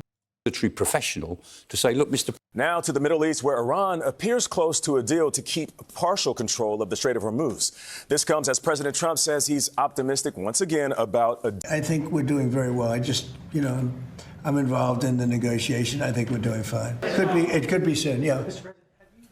And Charlie Dagda is following all of this. Charlie, good morning. We have heard this before from the president. The question is it real this time? Nate, maybe. This time it is different in a couple of important ways. For one, as you said, the Iranians are reporting progress. And it's important to note here, this is between Iran and Oman, who share the either side of that strait. So it comes down to mechanics, the routes that ships can take and which of them get permission to pass, etc. So this is a serious step back from where we were before the war began, when ships had free passage. Now it's firmly under Iranian control. Iran will also demand that the U.S. drop its naval blockade. So it's going to have to be signed off by the U.S. And Iran's nuclear program is not under discussion in these talks. Charlie, the president is also addressing reports that some munitions are running short. What do we know about the stockpile of munitions? Yeah, Nate, multiple sources tell CBS News that the war in Iran has nearly used up all of the military's global stockpiles of long-range precision missiles, including the ones meant to protect U.S. forces. So for planners at the Pentagon, this raises serious concerns, not just about this war, but America's overall readiness in future conflicts. President Trump has denied those shortages, even threatening that leakers, his word, of that information will be hunted down and long jail sentences will be sought. He also denied reports that he clashed with Defense Secretary Pete Hegseth over weapon shortages, saying he's extremely happy with Hegseth. Nate? All right, Charlie, thank you. Ultra progressives and DSA darlings keep notching primary wins. Oh, my God. Here we go. More fear mongering. So the reason why they're doing this, by the way, is because, again, they have no line of attack whatsoever. They have no line of attack whatsoever against they have no line of defense against their policies, their agenda. The Republican agenda is dog shit. It's causing chaos. People recognize how unbelievably corrupt Trump is. And also, if you don't have the goods, if you're not delivering the goods, if you're not actually, fixing the inflation crisis, for example, obviously you're not going to maintain your base of support. Okay. And that's unfortunately where we're at. I have found myself in the crosshairs of the Republican Party. I am going to be the prominent line of attack. I am now the transgender Antifa in the eyes of the Republicans. And they're doing their very best. They're doing their very best to attack me. Now, of course, the defense, the greatest line of defense I have against these kinds of attacks is the fact that I have my own platform. I have my own of support. So, of course, we have the capacity to push back against this propaganda by saying the truth, by showing context, by making sure that people understand that this is silly. This is completely ridiculous. And they're only doing this because they have nothing to defend, nothing to hold on to. So it's important for us in this community to push back to the best of our ability. It's important for us to reach out to liberals, right? Who might fall victim to this kind of propaganda, especially because the liberal media outlets are also leaning into it. I have unfortunately made an enemy, not just of the Republican Party, but also of a lot of very powerful people in the Democratic Party as well, and certainly their corporate benefactors, the executives, the big donors that donate to both of these parties. Okay? That's just the reality. So that's where we're at. I mean, I don't know what else to say. I mean, you have every day now, you see stuff like this. Manhattan Institute, this reactionary think tank, will clip me saying the Democrats should be punished for factionalism and forced to follow the party line, half jokingly, engaging in this kind of analysis, where I say there needs to be robust debate amongst Democrats. But then once that robust debate is over, when the primaries are over, that the consultants and the media class that still actively impede on the Democratic Party line should be punished, right? Should be outcasted. But then you have liberals, quote unquote liberals, like this guy highlighting this, right? Highlighting this message, saying it's an authoritarian language. Now, once again, This is the supposed liberals. So the people that I'm actually talking about, the think tank individuals, the individuals that work at think tanks that claim to be Democrats, that claim to be liberals, doing this thing, that opens up a new line of attack. Okay? Third Way is doing this. The Center for American Progress is doing this. These are prominent liberal think tanks that get a lot of play in Washington, D.C., but don't have a real base of support. They don't have a real base of support at all, but they too see me as a threat. They are united in their hatred of me.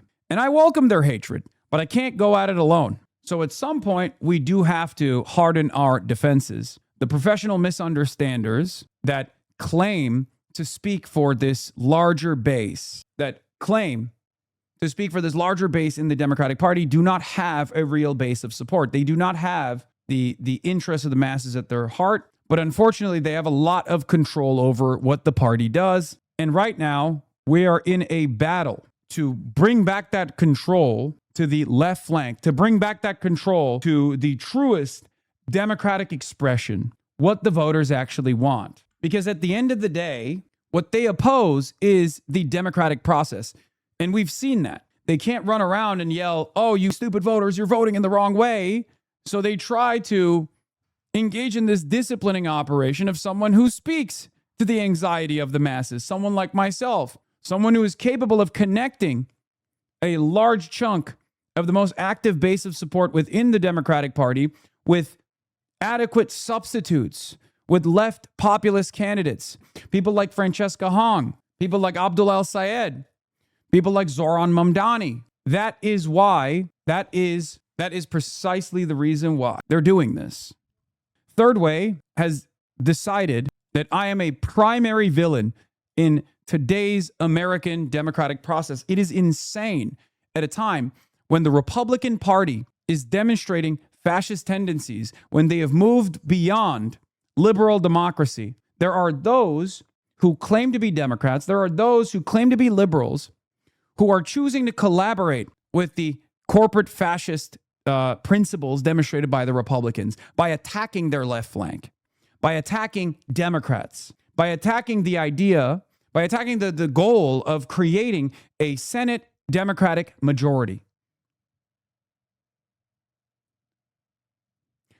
Liberals, some of them, have collaborated with fascists, specifically in Nazi Germany and even in fascist Italy, in Mussolini's Italy, thinking that they can appease the fascists and ultimately control them, that the communists, that the socialists, the trade unionists actually presented a far graver danger to the interests of capital, the titans of industry, that were worried about work stoppages, that were worried about the growth of communist sentiment, socialist sentiment, trade unionist sentiment, the growth of the working class movement. We all saw what happened. But there's also the other side of the story.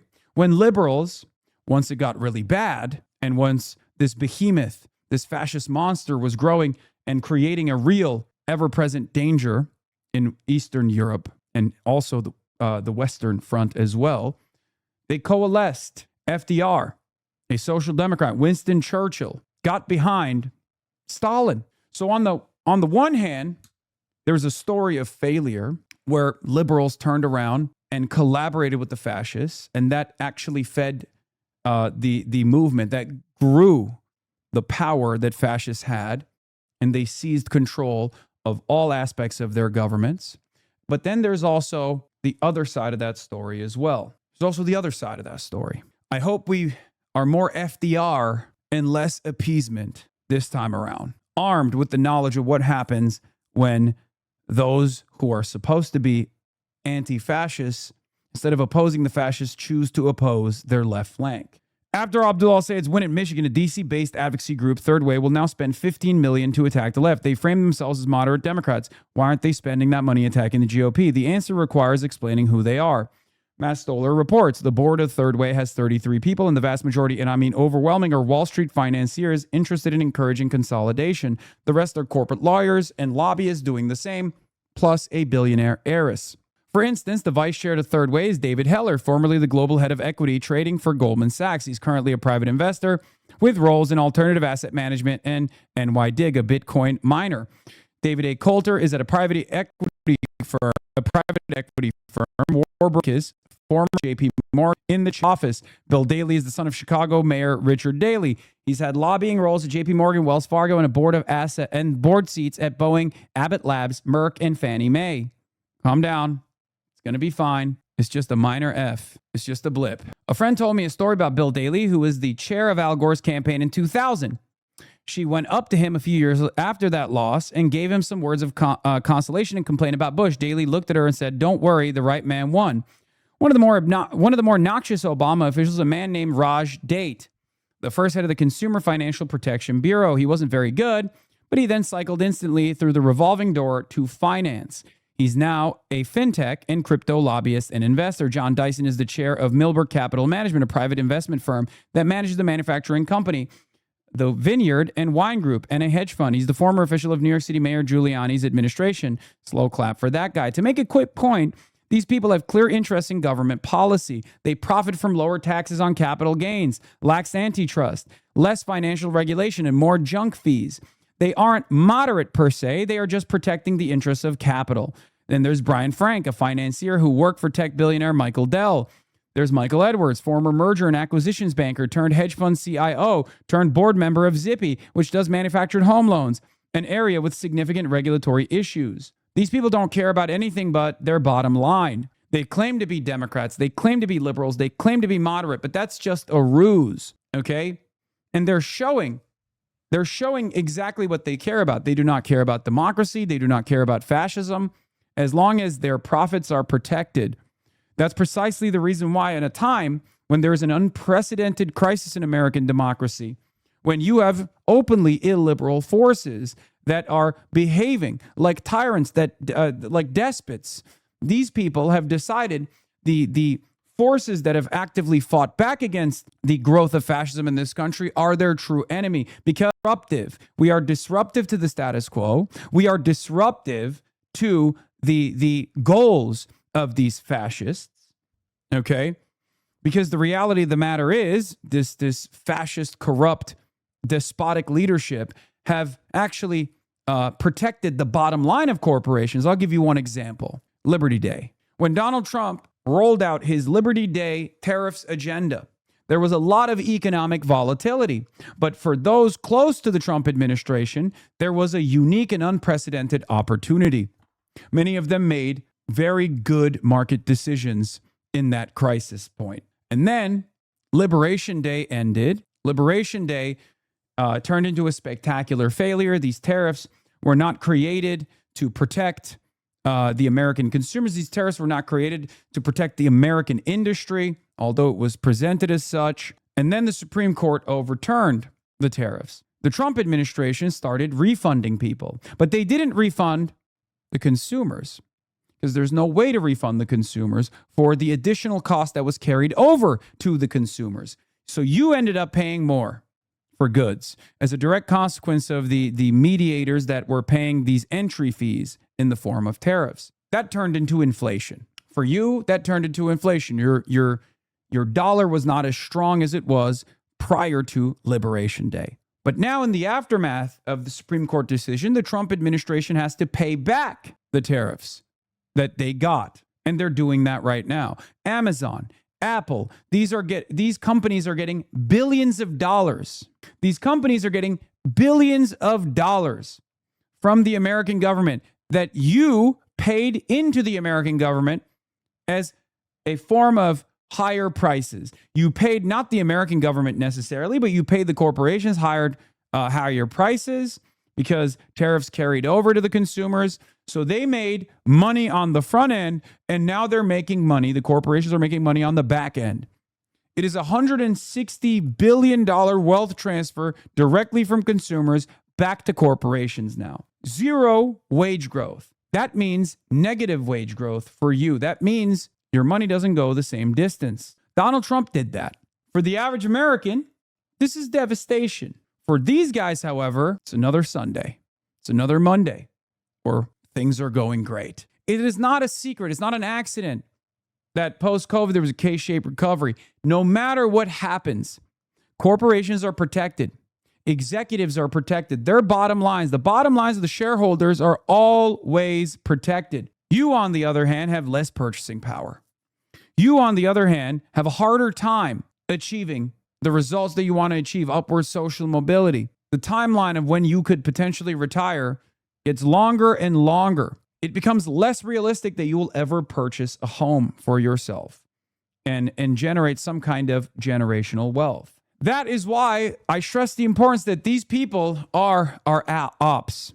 They are our ops. They are not our allies, because their goal is to wage class warfare. They recognize their class position. They recognize that no matter what happens, the government under Democratic leadership, the government under Republican leadership will protect their interests. Meanwhile, your retirement is possibly not going to happen. Your nest egg is never going to take your better future. And you feel that pressure and you get more and more angry. Then what do these people do? What does the Republican Party do? They take that anger and they take that populist rage that you have. I'm going to wait for a second because there's a minor F here. So the going gets tough for you, right? Your dollar doesn't go the same distance it once did. You have real problems paying for groceries. Then you got the media telling you maybe you should cut back. Back in the day, they used to tell you to cut back on avocado toast and matcha lattes. Now they say cut back on eggs. They tell you to purchase frozen burritos instead of getting a burrito at Chipotle. They say you don't deserve these things, and you get more and more frustrated. Then the reactionary forces take advantage of that frustration, because when you're angry, you're not thinking straight. They take that anger and redirect it back to transgender athletes. They take that anger and redirect it back to socialist commentators on Twitch. They take that anger and redirect it back to people that have your best interest in mind. They tell you, I am your enemy. They tell you, we are the enemy of the American population. They lean into different distractions. They say, no, don't wage class war. Wage culture wars instead. It's gay people and queer culture that is actually taking away your dollars. That's stealing dollars out of your pocket. They don't even need to present a direct through line as to how that happens, okay? They don't need to. They just say gay people scary, trans people scary. They say immigrants scary. They say socialism scary. Look at this fucking socialist Twitch streamer. Get mad at this socialist Twitch streamer instead. It's ridiculous. It's totally ridiculous. It's also unsustainable. But we have to make it unsustainable. We have to make sure that we fight back. Because if we lean into these reactionary distractions and we say, Hasan, don't you feel like you're at fault here? If we say things like, oh, it's your commentary. It's the way that you're talking about these issues. I agree with what you're saying, but don't you feel like you shouldn't get clipped out of context? Avoiding the format, avoiding the medium that I have to deliver this message on. Do not concede on your opposition's framing. They do not have your best interest at heart. Never concede on oppositional framing. They are trying to distract you. They are trying to cut through what we have been able to organize here because they are worried. They're worried about democracy. They're worried about your voices being heard. They worry about the expression. They are worried about people organizing against these powerful entities. That's it. They're terrified, and they have decided that those who stick their head out from the masses and try to organize the masses to the best of their ability will be the first to go. They're not after me. They're after you. I am simply your megaphone. I'm simply your platform. I'm your platform of real, true populist rage. And they hate to hear from us. They never want to hear from us. And they can't yell at you all the time. They can't say the voters are wrong. The working class is wrong for having these sorts of interests. The working class should focus on how bad Trump is and just vote for the Democratic Party, even if the Democrats don't actually offer them an alternative, offer them real solutions to the economic struggles that they're experiencing. They want to yell at you, but they can't. So they try to frame as many negatively framed clips as they possibly can find and dump it in front of all the boomers, your relatives, your parents, your grandparents who watch TV, who actually get their notes from TV. And they try to create this terrifying outrage to get your boomer parents, your boomer neighbors who are living very different under various to feel like the true threat is not Trump. The true threat is not the corporate oligopoly that has been designed, the oligarchy. The true threat is actually a left Twitch streamer, a leftist Twitch streamer,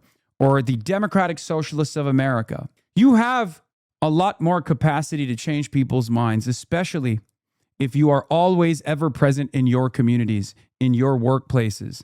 So you have to push back against this propaganda because, let's be real, no prominent Democrat will do this. Prominent Democrats will privately come to me and say, we would really like your help here. We would really like your help there. Prominent Democrats that you would not expect, as a matter of fact. Now, I don't always play ball, as you guys have seen. I'm very open and honest about what I care about and what areas where I will push. Okay? Here's the thing, though. Here's the thing. They are not going to come out. The liberals in the media, they're not going to come out and defend us. They're not going to come out and defend the DSA. They're not going to come out and defend someone like myself. As a matter of fact, the best I could expect from them is to, at the very least, not entertain the reactionary messaging. Do you understand? That's the best that we can expect. We have to solve this crisis. We are a nation in crisis, and we are the only people that have a real long-standing solution to this crisis. If it's socialism or barbarism, it is very clear that those who are unbelievably wealthy have planted their flag, drawn a line in the sand, and chosen which side they are on. That's precisely what Third Way is doing here. Anyway, let's continue. And one man keeps propping them up. Far-left influencer Hasan Piker's sway over the Democrat Party is hard for the establishment to ignore at this point. And maybe some of them are concerned. So if they are, do they defend his catalog of incendiary remarks or disavow one of the most popular figures in the party? Oh, what a conundrum for them. This is Outnumbered. I'm Harris Faulkner, here with my co-host Kayleigh McEnany. Also joining us today, Molly Line, Fox News correspondent, Kayleigh McGee-White, Fox News contributor, and Ari Fleischer, former White House press secretary and Fox News contributor. Hasan Piker defended his relentless attacks against our nation, telling the National Review, quote, "I love America, and that's the reason why I criticize it endlessly. If I didn't love America, I wouldn't be here. I achieved the American dream, but very quickly, I realized that dream is not accessible for everyone. I want to make sure that we have enough wealth in the country to offer that dream to as many people as possible." Well, the Free Press is digging into Hasan Piker's role on the campaign trail, arguing it is not really a revolution in American politics. Rather, it represents a slow evolution for a portion of the Democrat establishment. But some members of the Democrat establishment are warning candidates like Michigan Senate nominee Abdul El-Sayed sticking with Hasan Piker through November is a mistake. Here's Pennsylvania Senator John Fetterman. I just want to issue a dare.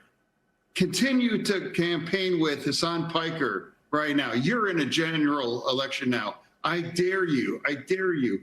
Keep campaigning with someone like Hasan Piker. You know, if I was a Republican, I would just dump $20 million for ads. You know, he pals around with Piker, the guy that, on the 25th anniversary of 9/11. Well, meanwhile, Piker is looking to repeat this week's victory in Michigan next week in Wisconsin, endorsing governor candidate Francesca Hong. Whew, that's going to be a heavy haul. Have you heard this woman?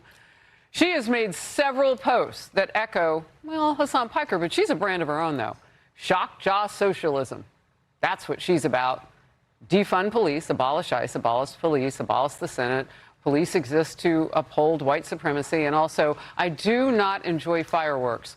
Some posts she deleted, like the one calling to cancel Thanksgiving. Strategists on both sides of the political aisle are predicting Hasan Piker's popularity will backfire for the Democrats who are so cozy with him. Democrats have to live with this person who has palled around with Hasan Piker, who himself has become the scarlet letter of the Democratic Party. To have your Senate nominees, and I agree with Senator Fetterman, palling around with Hasan Piker, anti-American, anti-Semitic, anti-capitalist, really the most extreme kind of policies which are anathema to Bill Clinton Democrats. He needs to get rid of that guy. Okay, he needs to disavow him. The fact that he's campaigning with him is just making ads for Mike Rogers. You know, I do want to say this, Kayleigh. It's not guilt by association. It's guilt by participation. I mean, look at Francesca Wong for just a second. Here's what she had to say. In the restaurant industry, when we are out of something, we say it's 86. And I'd say it's about effing time we 86 Trump. Wow. This is who we're talking about. And what have we heard Hasan Piker say? Cultural, societal murder. You know, maybe there's a reason to murder somebody if you don't agree with them. No, no, no. They're not just hanging out and palling around. These guys are thinking and communicating the same thoughts, and they're dangerous. I love that you say guilt by participation. That is exactly what this is. I mean, look at what Hasan Piker said. We've all been through this, but just to remind everyone, he praised Mao Zedong. Okay, so praise the guy who brought socialism to China and loss of freedom there. He said America deserves 9/11. Killed millions of people. Killed millions of people. Said America deserves 9/11. He walked that back a little. What else has he said? He has said that he would vote for Hamas over Israel every single time. We know what Hamas did. They put babies in oven on October 7th. Well, what does he think about October 7th, Hasan Piker? Hasan Piker has said that Israel polluted the evidence pool on October 7th. He talked about Sheryl Sandberg's documentary, Screams Before Silence, about women who went through atrocities. And he said that it's basically the unsubstantiated claims, that some of which were found to be incorrect. This man has whitewashed October 7th. So what does El Sayed do? Monday night, he goes to a pool party with the man who said America deserves 9/11 the day before his election, the most important political day of his life. What does he do the day of his election? Last night, I watched this man, El Sayed, on CNN, be asked point blank, do you disown Hasan Piker? Here's what he said. I'm less focused on folks campaigning with me, more focused on folks I'm campaigning to. In other words, I do not disown Hasan Piker, the guy who said America deserves 9/11. And then finally, I see a CNN print article this morning. He said, I think people get really worried about Piker, but you think about who Mike Rogers has been palling around with. Mike Rogers has never palled around with anyone who said that we deserved a day when thousands of Americans died. That is what El Sayed has done, and shame on any Democrat who doesn't answer the way Paul Begala did, Van Jones, and a handful of others. Talk to me about members in our Jewish communities and how the reaction should be. Yeah, it's 9/11, 9/11, 9/11, 9/11. But what's really interesting about it is, again, not only is Donald Trump the president, and he said on the morning of 9/11 that it was good, that at least now, you know, Trump Tower was the tallest standing building. You missed a lot. No, it's fine. I'm not going to rewind. But one thing that people need to understand, is this. This is our opposition. Your opposition does not have your best interest in mind. Okay? Our opposition, these fascists, do not have our best. If you are a Democrat, if you're a self-identifying liberal, if you're a social democrat who is worried about the optics of the situation, okay? If you're worried about all this stuff, remind yourself, do these people care about my cause, what I represent, or are they trying to manipulate me? These people who I know lie all the time. Are they lying now? Are they framing things with a negative lens? Are they actually trying to get me to distance myself from the largest left-wing platform in the country? It's going to get worse. It's going to get worse. They are trying to make lose. Their goal is to make lose. People tell you, look, I'll be honest. If Fox News told me the sky is blue, I wouldn't believe them. Okay? If Fox News came out and said the sky is blue tomorrow, I would go and check for myself. I would not believe it. Okay? That's it. Also, the internet is going to be better in a little bit. Maybe I'm crazy for what I said, but I have heard what they have said over and over again. I know that they lie. Okay? They lie all the time. I know that they don't have my best interest in mind. They don't have your best interest in mind. It's that simple. So I, one, reflexively distrust what Republicans are saying. And I also reflectively distrust what liberals lean into. If liberals, self-identifying Democrats are leaning into what the Republicans are saying and channeling that same frustration, echoing, mirroring their retorts, mirroring their lies, then I don't trust them either. What is remarkable is something that I jokingly mentioned is now becoming reality.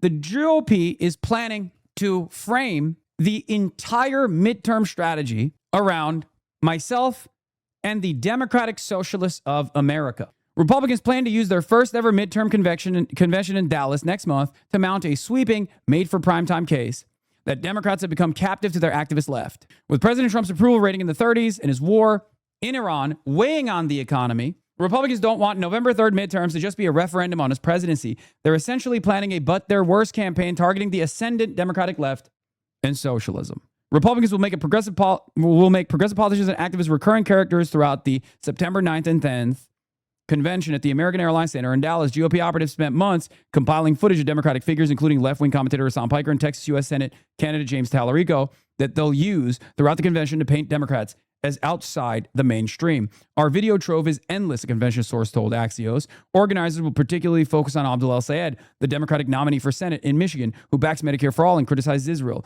Trump has blasted El-Sayed, a Muslim of hate who hates Israel. El-Sayed, an epidemiologist, has said he's a capitalist who disagrees with Israel's actions in Gaza, not his sisters and brothers of the Jewish faith. So get ready. Get ready. They are going to come after us. They're going to come after me. They're going to come after DSA. They're going to come after our favorite politicians that we've worked tirelessly to get into a seat of power with endless ferocity. Okay? It is going to get so much worse than you think. They are going to basically make the more Pegasus dream a reality. The slop tubers on YouTube that have created an environment of some of the worst slopaganda. Now that sentiment is going to be echoed by a barrage of moneyed interest. Okay? Because this is not just going to be the GOP doing it. They're also going to push this message in every market. They're going to push this message in every single market. We have to be ready for it. We have to be disciplined. We have to push back. Okay? I will try to be as steadfast as I have been post October 7, and I will continue to do so. I will always be honest. There will be consultants on the Democratic Party side that masquerade as liberals, that will collaborate with the Republicans to highlight this message. We have to push back. Months of polling shaped the GOP convention. Organizers say everyday Americans will tout Republican achievements on cutting taxes, lowering prescription drug costs, and improving border security, a tactic organizers say worked at the 2024 convention. They have nothing to lean on. They have nothing to stand on. Their platform is abysmal. So the only thing they think they can do is try to unite the consultant class, the corporate-backed mainstream media on both sides of the political spectrum, and the reactionary base that has an unlimited appetite for anti-communist sentiment and racial narratives. Okay? We have to harden our position, because if we make it out alive from this barrage of misinformation, propaganda, and lies, we will be an unstoppable force in American politics. A message and an agenda that centers the needs of the working class. Regarding earlier discussion, as delusional as blind party loyalists are on both sides, ironically, one major takeaway from Dem strategy in 24 was we know things are still tough and there's more work to do. Republicans under Trump can't even do that now, or they'll get primaried out. The only room left for Republican candidates is to be completely obsequious. Yes. We cannot allow the Democrats in positions of power to try to cast aside or excise the left flank. We are the base. We are the base. We have captivated the interests. We are channeling the interests of the base. Okay? The consultants in the Beltway do not have a base. We do. We do. I'm one guy with like a 3-person operation. If I am capable of having this level of impact, okay? If I'm capable of having this level of impact, that means that there are far more people out there who can hear this message and identify with it, okay? Yeah, University of Washington canceled the Hasan Piker event, by the way. They did. Daniel Bessner invited me to UW. I was like, sure, I'll do it. And they got inundated with a barrage of botted emails. And then also they probably got a boss call, let's be real. And instead of abiding by the principle of free expression on college campuses, they chose to do this. Now, is it a big problem? Not necessarily, but I do think it signals that our institutions of higher learning did not learn the lessons from the post-October 7 pressure campaigns that they experienced. And the reality of the matter is, if this had happened to Charlie Kirk, or if this had happened to Ben Shapiro, this would be the #1 news story on Fox News for a month. Will liberal outlets cover it with the same intensity? Or will they brush past the message or even agree with it? A similar thing took place in peak woke, where there would be a lot of protests on college campuses. That led to senators launching committee hearings. That led to the House of Representatives on the Republican side doing televised committee hearings where they brought deans and funders and students and professors to sit in front of Congress as they grilled them about not abiding by the First Amendment, not abiding by free expression on college campuses. This led discourse for years. Republicans successfully presented the Democrats as hating free speech because of this. But when it happens to our side, Democrats stayed quiet. Even if you don't like me, you should use this as an opportunity. To the Democratic consultants, use this as an opportunity. You don't have to like everything I say. You don't have to agree with everything I say. Use this as an opportunity to show the Americans who do care about free speech that the Republicans are the real party that has destroyed free speech in this country and actively seek to do so. A state lawmaker told JNS on Background that multiple state legislators and groups, including Jewish ones, pressed the university to drop the event. Democrats are instead leaning into censorship once again at the behest and the direction of Israel. Democratic politicians are playing into the hands of the Republic that doesn't speak out against this. Any Democratic politician from Washington that doesn't speak out against this and present this as a real, ever-present danger to defending free expression on college campuses 3 years after October 7, mind you, is missing the forest for the trees. It's so funny how people call us sheepdogs while there isn't real supporters and centrists are fighting both tooth and nail to keep us from electing socialists and pro-Palestine candidates. Exactly. That's why all the more radical elements on the left, whenever they say I'm a Democratic Party sheepdog, I laugh. There is no equivalence here. There is no equivalence. There is no political force that captivates the attention of the base of one party, that channels their frustration, that gets politicians that are more invested in representing the interests of the masses elected into office, that gets this level of animus from both sides of the DC consultant class, both sides of the commentariat, Republicans and liberals alike. There is no equivalence. On the other side, the Republicans used to have Charlie Kirk. He was an operative that worked within the ranks of the Republican Party. Charlie Kirk said a million things far more heinous than anything they can clip me out of context for. Far more heinous. Can you imagine a world? Can you imagine a world where people would use Charlie Kirk rallying with prominent Republican politicians as a way to attack said politicians? Can you imagine a world where Fox News would say, here we have a real rising concern coming from the Democratic side, how radical Charlie Kirk is. Charlie Kirk is doing a rally with, a senator or a congressperson. And we on the Fox News side, we on the Republican media side have decided we have to cut our losses. We have to cut Charlie Kirk out of the equation. Can you imagine a world where that would happen? Of course not. Why are you treating Dems and Libs as innocent, naive bystanders that don't know what they're doing and need to be saved? I disagree. They're fucking racist. Okay, dude, shut the fuck up. Shut the fuck up. There's two different kinds of liberals. There's the self-identifying liberals, the masses that are frustrated, and then there are those who are oppositional figures. Okay, I am sometimes communicating with identifying liberal masses. Jesus Christ, you're not brilliant. You're not making a fucking brilliant point when you say shit like that. Okay. But believe me, I'm not the great deceiver. Yes, but isn't that exactly what the great deceiver would say? Well, on Tuesday, Hasan had his day at the polls, and he lost the Republican primary by nearly 20 points to Tom Smith, the guy with the handwritten FEC note, the guy who had raised less than $2,000, and the guy who had dropped out of the race. Why do you think that is? There is one and only one explanation for why that happened. In a party that is now utterly organized around open bigotry as its reason for being, as its last resort. Now, this is not a new story. We've seen it before, the Muslim ban. We've seen it the first moment that Trump announced his run in 2015. Trump's abuse of prominent Muslim and Arab American and Asian American politicians, the way they sort of bray and lose their minds over Ilhan Omar or Mamdani or El Sayed. And they'll demand that every Democrat denounce a leftist streamer while actual Republican elected officials up and down, from the president, the top, to Congress, to state houses across the country, are engaged day in, day out right now in a frankly racist project to make everyone with a last name like El Sayed or Hasan or Abdel Nabi feel like they are not really American, like they don't really belong here. And I mean, that is at the heart of this. Yes, that is at the heart of this. The idea that we do not have the same bandwidth, that we can't have the concerns of Americans in mind, that we are outsiders, that we hate America.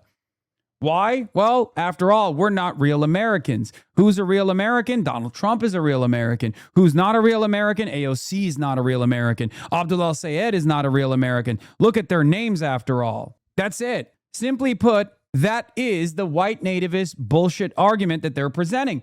And will there be people that fall for it? Absolutely. But it's important for us to put our best foot forward and to constantly, diligently organize around actual issues, to not cast aside even those people who oppose us as un-American, to say, look, you hate me. You think I love 9/11. You think that I want to do 9/11. You think I am a hater of all things America, but I still want you to have health care because that's the truth. That's the truth. I still think you can change your mind. I still think you can one day be by my side fighting for the exact same interests and the exact same values.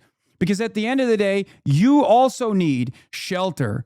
You also need a roof over your head. You also need to put food on your table. You also have the exact same concerns. You also need health care. That's what we're organizing around. We want to make sure that you get that. And people, very wealthy, very powerful people, have made it seem like those who are defending healthcare, those who want to end the senseless militarism overseas, to basically bring all of that productive output back to the homeland, to make sure that our roads are fixed, our potholes are filled, our bellies are filled with hot meals that are affordable. Those people are your enemies. That's what they're trying to say. It's bullshit. So look, you can oppose me all day, every day. You can say I'm a terrorist. You can say I'm a dangerous radical. You can say, oh, I want Sharia law in this country. I just want you to have health care. I'm going to fight for it no matter what you say. Okay? I want you to have a better future. I want you to have better job prospects. I want you to be able to on a single income, take care of a family. Okay? That's what I want. That's what I will continue to fight for. So it doesn't matter. It doesn't matter what they say. What matters is who we are, what we represent, and what we will continue to fight for, regardless of what the opposition says about us. Things are going to get worse. They're going to get far worse. We have to lean into our allies and sometimes maybe even organize with people that we never thought we would be organizing with. That is what the current environment requires. Okay? Lucky for many of you in this community, at least, I have never decided to cast aside potential allies, regardless of how much my community yells at me over it, because I understand what must be done. I understand what this moment requires. I understand the dangers of inaction, especially in this moment. Every single person in this community at some point was a self-identifying liberal. You went through that transformation. You went through that individual ideological journey. You can make sure that you use your own personal journey to help others go along that same track. None of you were born as card-carrying Marxists, card-carrying socialists.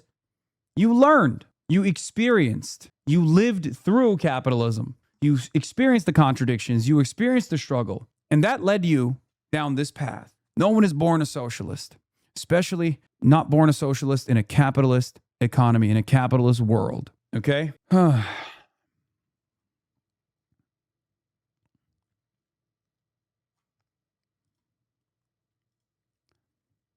Going back to it, though, organizers believe they will reinforce the argument that Republicans are focused on kitchen table issues while Democrats have been overtaken by left-wingers whose policies will hurt Americans.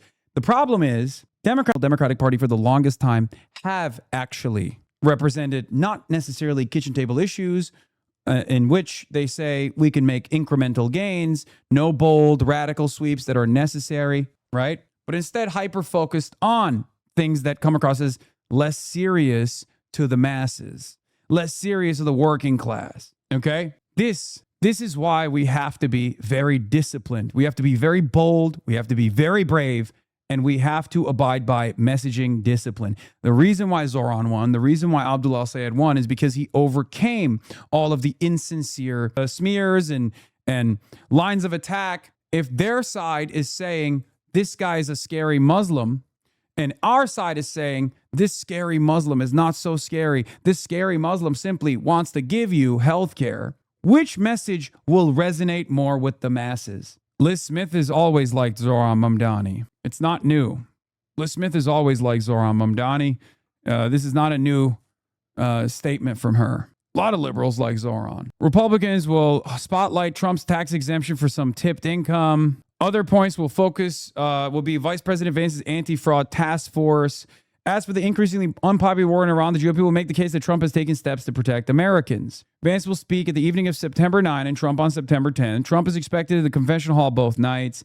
Secretary of State Marco Rubio, Treasury Secretary Scott Bessent, and some other administration officials will have big speaking roles. Unlike in 2024, when donors and delegates filled the floor, the crowd in Dallas will be mostly MAGA activists. The convention will commemorate the first anniversary of the assassination of Charlie Kirk. Yeah. GOP operatives spent months compiling footage of Democratic figures, including left-wing commentator Hasan Piker and Texas U.S. Senate candidate James Tallarico, that they'll use throughout the convention to paint Democrats as outside the mainstream. So remember, liberals, remember, your darlings on the left, on the liberal side of the spectrum, are also in the crosshairs. You will not be able to distinguish yourself from us. I know that you think they're attacking James Tallarico is more likely to win the Texas race, which is true. But if you personally think that they would not attack James Tallarico if I didn't exist, you're a fucking idiot. Just understand that they make no distinction between us and liberals. They've always called Nancy Pelosi a socialist. They've called Kamala Harris a communist. It doesn't matter what you self-identify as. They call Chuck Schumer a Palestinian. So when you lend credence to the oppositional framing as a self-identifying liberal, whether you be an elected representative like Josh Gottheimer, or whether you be in charge of the Center for American Progress, a prominent liberal think tank like Neera Tanden, you are lending credence to your oppositional framing when you engage in left bashing, and you are making this broader movement weaker altogether. Stop doing it if you actually do care about defeating Republicans, about defeating MAGA, about defeating Trumpism. It's that simple. To these candidates. And Hasan Piker aside for a moment, because look, he's not the only one. Maybe he's the new kingmaker, but there are a lot of these folk who are rising. Let me deal with Hasan Piker first, and I'll answer your question directly. Partially, yes, Hasan Piker is a problem. The reason I say partially is because this is about the candidates before it's about a podcaster who most Americans have never heard of. So Republicans have to work very hard to educate the American people about who this horrible Hasan Piker is. The first thing, if you're on a campaign, that you need to do is define your opponent. You have to start where Kayleigh finished. You talked about how Abdul El-Sayed in Michigan made those statements, didn't disavow Hasan Piker, et cetera. It's about the candidate's behavior. You have to beat the candidate, not the friends of the candidate. So he is enticing, but he is not the one Republicans are running against. You've got to put the candidates front and center first, and then you can tie them to Hasan Piker. As for Jews, this is a frightening turning point in American history. Both parties have historically, thankfully, been the home of pro-Israel, pro-Jewish life in America. That's turning now. Not even true. The Republican Party has always been pro-Israel, but never pro-Jew, let's be real. And the Democratic Party is no longer pro-Israel, but still certainly pro-Jew. The idea that the Democrats, by and large, are now bigoted towards Jews is fucking ridiculous. It is totally ridiculous. First of all, 75% of American Jews vote Democrat consistently. That's number one. Number two, American Jews have American interests, okay? American Jews don't have Israeli interests. They are American first. They care about things that are happening here. Anti-Semitism certainly is one of those things that they care about. But if you were to say that our side is the side that is fomenting anti-Semitism, well, you couldn't be further from the truth. Republicans have always been the bigoted side. Their base is the one that wants anti-Semitism. Our base, if you were to present me as the arch anti-Semite in media, Well, there's plenty of evidence to show that that is completely fabricated. And there's truth to the reality. There's truth to the reality that American Jews, by and large, favor these supposed anti-Semites anyway, like Zohran Mamdani. American Jews like Zohran Mamdani far more than they like Benjamin Netanyahu, far more than they like other prominent politicians, and certainly far more than they like AIPAC. And for months and months, they said Zohran Mamdani is going to do Sharia law. He's going to purge all the Jews. Totally fucking ridiculous. A lot of people are defending you this time around. No, these guys are always on the independent media front. Like, these guys are, I mean, I'm glad that someone is defending me. You know, we're going to need a lot more. The reality of the matter is we're going to need a lot more defense from unlikely allies as well, including but not limited to prominent members of liberal media. People who have in the past attacked me because they care about, people who have in the past attacked me because they care about Israel's interests. Not people who are anti-Zionist. These guys are anti-Zionist. Media and liberal media, whatever that is, it's the same shit. Yeah. It's been talking about Hasan Piker nonstop this week. Yeah, because that's their boogeyman. That's just their new boogeyman. And this is, if there's one thing that the right does effectively, is get their talking points and then stick to them. And here's the thing: if it really was about what Hasan Piker said, Bill Maher has said just as offensive things. People need to understand that it's not Hasan Piker that upsets them. It's the fact that the message of economic justice that Abdul Al-Sayed is saying is so effective, it's resonating. They can't attack the message, so they are going to try to delegitimize the messenger. And so as you see these attacks, the best you can do is to recognize that these culture wars are being waged for one reason alone. It's to make you forget about the fact that gas is $5, $6 a gallon. It's to make you forget about the fact that housing is unaffordable. It's to make you forget about the fact that you can't breathe the air right now because of the wildfires caused by climate change. It's to make you forget about the fact that this government bombed a school in Iran and killed 165 schoolgirls. It's to make you forget about the fact that AIPAC is spending tens of millions of dollars to elect people to the U.S. government so that they can send billions of dollars to Israel and not to fix the infrastructure that's broken and crumbling, not to get us the healthcare that we need, not to get us to public schools. Don't buy into the culture wars of the hypocrisy among corporate Democrats. Because, look, I don't need to endorse Hasan Piker's comments. I don't care. In fact, at all, I wouldn't say that. But what I will say is that if you can look past Andrew Cuomo, if you can look past Bill Clinton and their perpetual sexual abuse, I mean, if you ever get a chance to read the report that the New York Attorney General, James, put together about Cuomo and the women that he sexually abused and the level of sexual abuse that he committed, then go back and look at the people who endorsed Cuomo. Brian Tyler Cohen defended you, and now the Destiny community is after him. Wait, why is this in Hebrew? Seems like he's taking the right side. I imagine his audience is probably going to give him shit for it. I don't think his audience is Destiny freaks. They're mostly normie libs. Destiny subreddit probably butt mad though. That's good. I mean, I'm glad that Brian Tyler Cohen understands the moment and what these fucking assholes are doing. You know? The reality of the matter is there have been moments in the past where Republicans have targeted liberals, prominent liberals who I don't agree with, ideologically align with, and I've defended those liberals because I understand the broader problem, okay? I understand that an institution that goes after the likes of Brian Tyler Cohen, for example, even if I have disagreements with him at times, will certainly come after me as well. And it's not even a mechanism of self-preservation that guides me to defend even liberals who are being targeted by this administration, okay? The reason why I defend these people is because of my principles, because I don't think it's appropriate for the fascist government to go after liberals and left-wing content creators or socialists. I know where we are headed. It's that simple. I've said this from the start. This is not about me, okay? This is not about me. I'm just one person. But even if I were to go away because, you know, I received far too many attacks and I couldn't deal with it anymore, and I was like, I got to log off for my mental well-being, the anger would not go away. The resentment and the frustration would not go away, because the anger and the frustration that people are currently experiencing, they're not experiencing because they tuned into my broadcast and were like, oh my God, before this broadcast, I thought the economy was awesome. But now that I heard from Hasan about how it ain't sweet out here, now I'm mad. That's not the reality. That's not how this works. I can only be a megaphone, a platform for your populist rage. They're so dumb they can't see that attacking didn't work with Zohran. It's different. No, Zohran is in a different predicament. He's in elected office. Democrats have to rally around those in elected office, especially popular ones like Zohran. I, on the other hand, am an outsider. I, on the other hand, am not a part of the Democratic Party's infrastructure in the way that Zohran is. Okay? So no, for many in the Democratic Party, I present a far graver threat than Zohran Mamdani. Zohran Mamdani, at the end of the day, I love him, but Zohran Mamdani and AOC did their cross-promotion and cross-endorsements, but Zohran kept it mostly to New York City.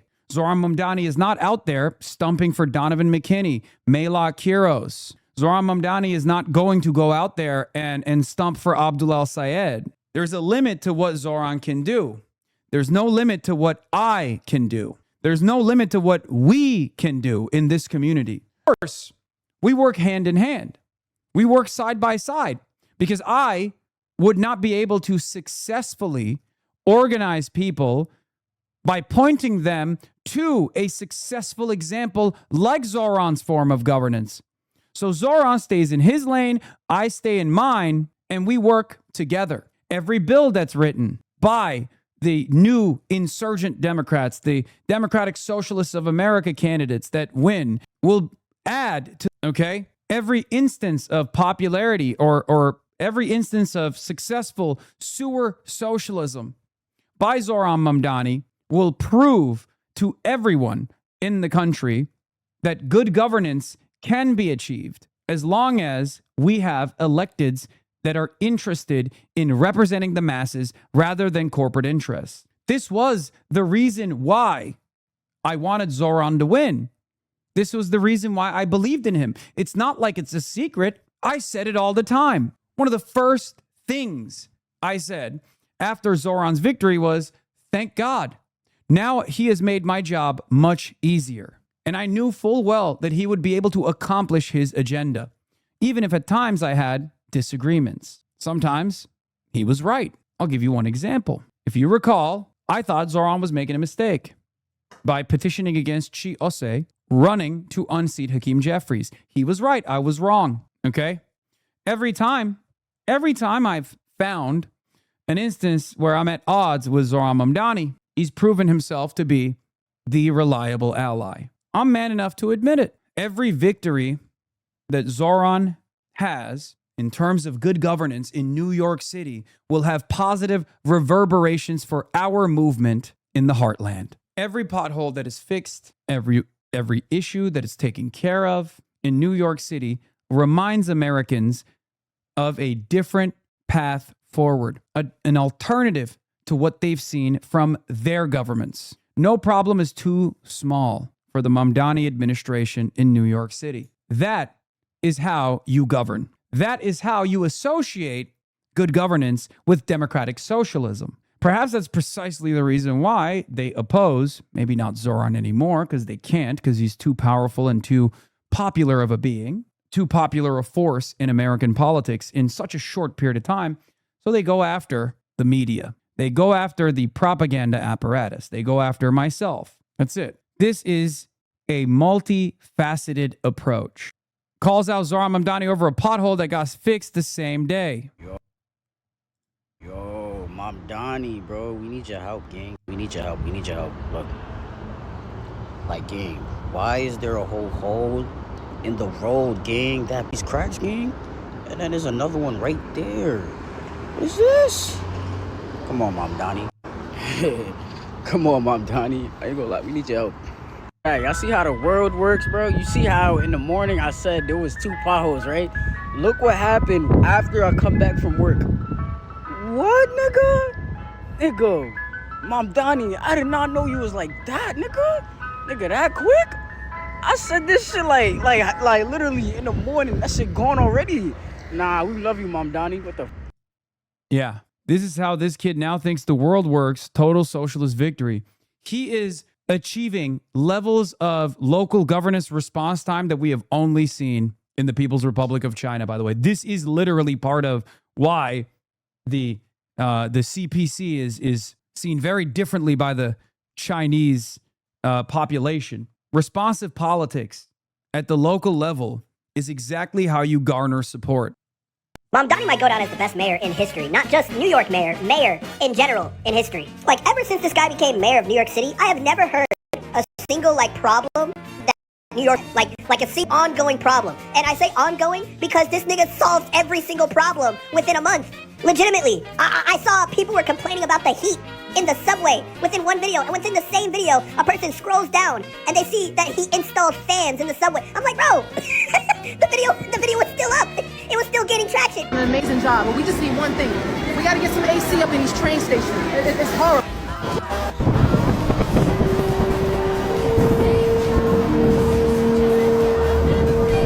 I saw a video of a guy pointing at trash cans, complaining about the trash cans. He's like, do something about the trash. Yeah, it's funny. One of the friends of the show has become the guy for doing this, by the way. What's the Iranian dude's name? I forget. Friend of the show, but I can't even remember his name. He is the king of this, by the way. Yeah. Sharkzadeh. Is that how you say it? Sharkzadeh is Sharkzadeh? How do I say his name? Yeah. I love his TikToks. He, in between talking about like Iranian culture and shit like that, he does so many armchair urbanism videos. It is incredible. He always does the Zohran Mamdani, fix this. Yeah, Mamdani, fix it. Now, of course, his suggestions are not always achievable in short time, but yeah, he has been doing these videos. They pop up on my timeline all the time, and I love his videos, dude. It's crazy. So this just has to be turned counterclockwise? So this here, usually righty-tighty, lefty-loosey, counterclockwise where you want to go to loosen it. 90 degrees. Okay. It'll have a stop. So. All right. That's it? That's it. Now you're active. So now we're just, if you want to take a sip, what I do normally is because we opened up the line, I let it run for a little bit. Okay. Just to clear out any debris that might have been in there. Now you just let it run for a little bit and then take a sip if you so desire, sir. Absolutely. So, little temporary. Unfortunately, eventually we can create a little waistline and all that. But for now, to get it up and running, because we have so many to do. Would you like some? Absolutely. Come on, let me hold it for you. You work so hard. I'll tell you what. You guys want some water? Absolutely. Come on.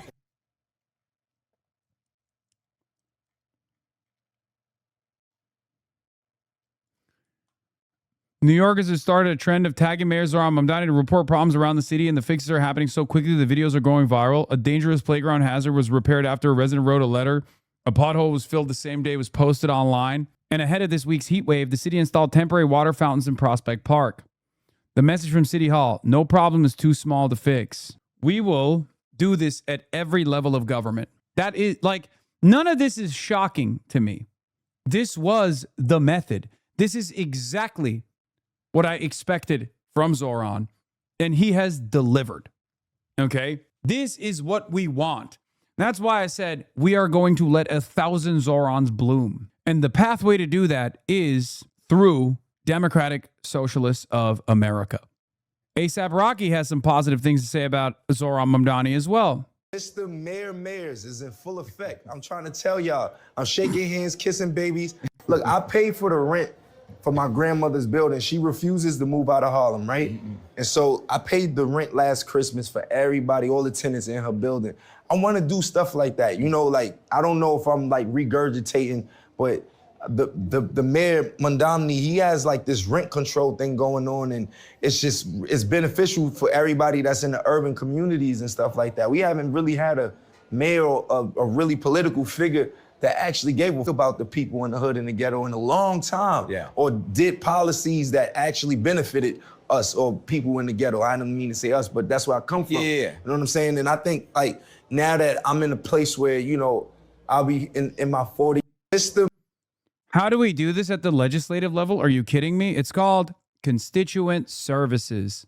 That's what it's called. You know, your legislators do things like this or are supposed to do things like this all the time. No problem, big or small, is an attitude that your Democratic representatives are supposed to do such a thing. What do you mean? What do you mean? It's not just the mayoralty that does this level of constituent services. Yes, his city services are incredible, but congresspersons are supposed to do the same. They have the capability. That's part of the reason why AOC is undefeated in her district, regardless of how hard they try. It's not because of her legislative agenda.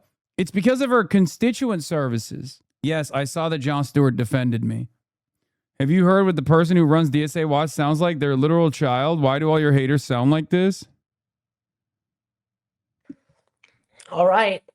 So, how is everyone doing on the eve of America's 250th birthday? I'm doing great. You want to send me to co-hosting too? Let's make sure no one's muted first. Of those who intend. Millhouse ass, bro. Come on now. Come on now. To speak. Okay, so welcome everyone to this Twitter space covering the Mamdani misconduct files. And today we're going through the document that lays out the full pattern around Zohran Mamdani. This is going to be a deep dive into the receipts. We're going to read key sections, show the evidence, and explain why this matters for every New Yorker, especially parents, women, and survivors. We won't cover everything live, but we'll hit the most damning parts and link the full PDF in the chat. Number 5, Zohran himself standing up in an official city event praising Prophet Muhammad as a moral example. The same Muhammad who, according to the most trusted hadiths, consummated marriage with Aisha when she was 9 years old. Now, this isn't smear or guilt by association. This is pattern recognition. This is connecting the dots. He ChatGPT'd that speech, by the way. It's very clear. Yeah, these are our ops, man. These are ops. Who are your intelligent ops? There are none. Because if you're intelligent, you wouldn't oppose this agenda. Bilibili's thirsting over you. Eyes wide open. I want to eat. Fox News is registered in the U.S. is not as news media, but entertainment. Why gosh? Fox News is actually that kind of channel. Bring it on. I'm pitching a big tent. Okay, dude.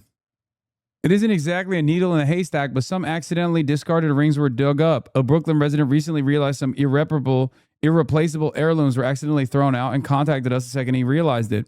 With a dumped out truck and a little bit of luck, the rings were found. We love a success story. Incredible. I mean, this is like out of a movie. Look good. And then he makes a By the way, this has 2.2 million likes in 2 days. It's so over, dude.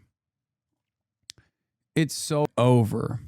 advertisement about changing the trash can. Mamdani, we need better trash cans. These are terrible. Even though you redesigned them, they're just not big enough. This isn't even a populated neighborhood, and look, it's already overflowing before nighttime. So people keep tagging me in this video of Mayor Mamdani saying that he's containerizing trash in all 5 boroughs, saying, Shahsan, I made a video about it. Yes, I did. Actually, the trash can is right over there.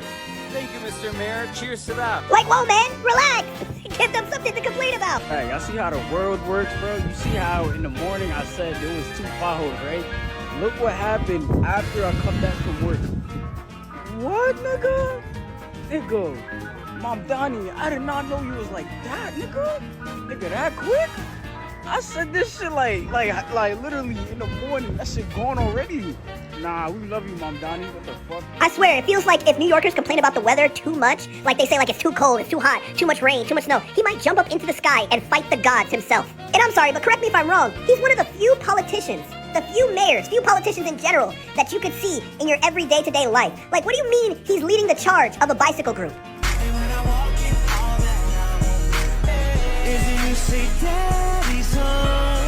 Thank God he's wearing a helmet now. Jesus Christ. That was one of the most annoying things that was one of my biggest gripes with him, is that running around, no helmet, biking.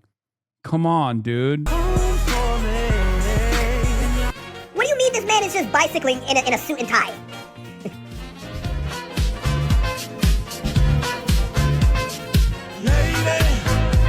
See, there it is. He's doing it again. No helmet, dude. No helmet, Mamdani. Can't do it.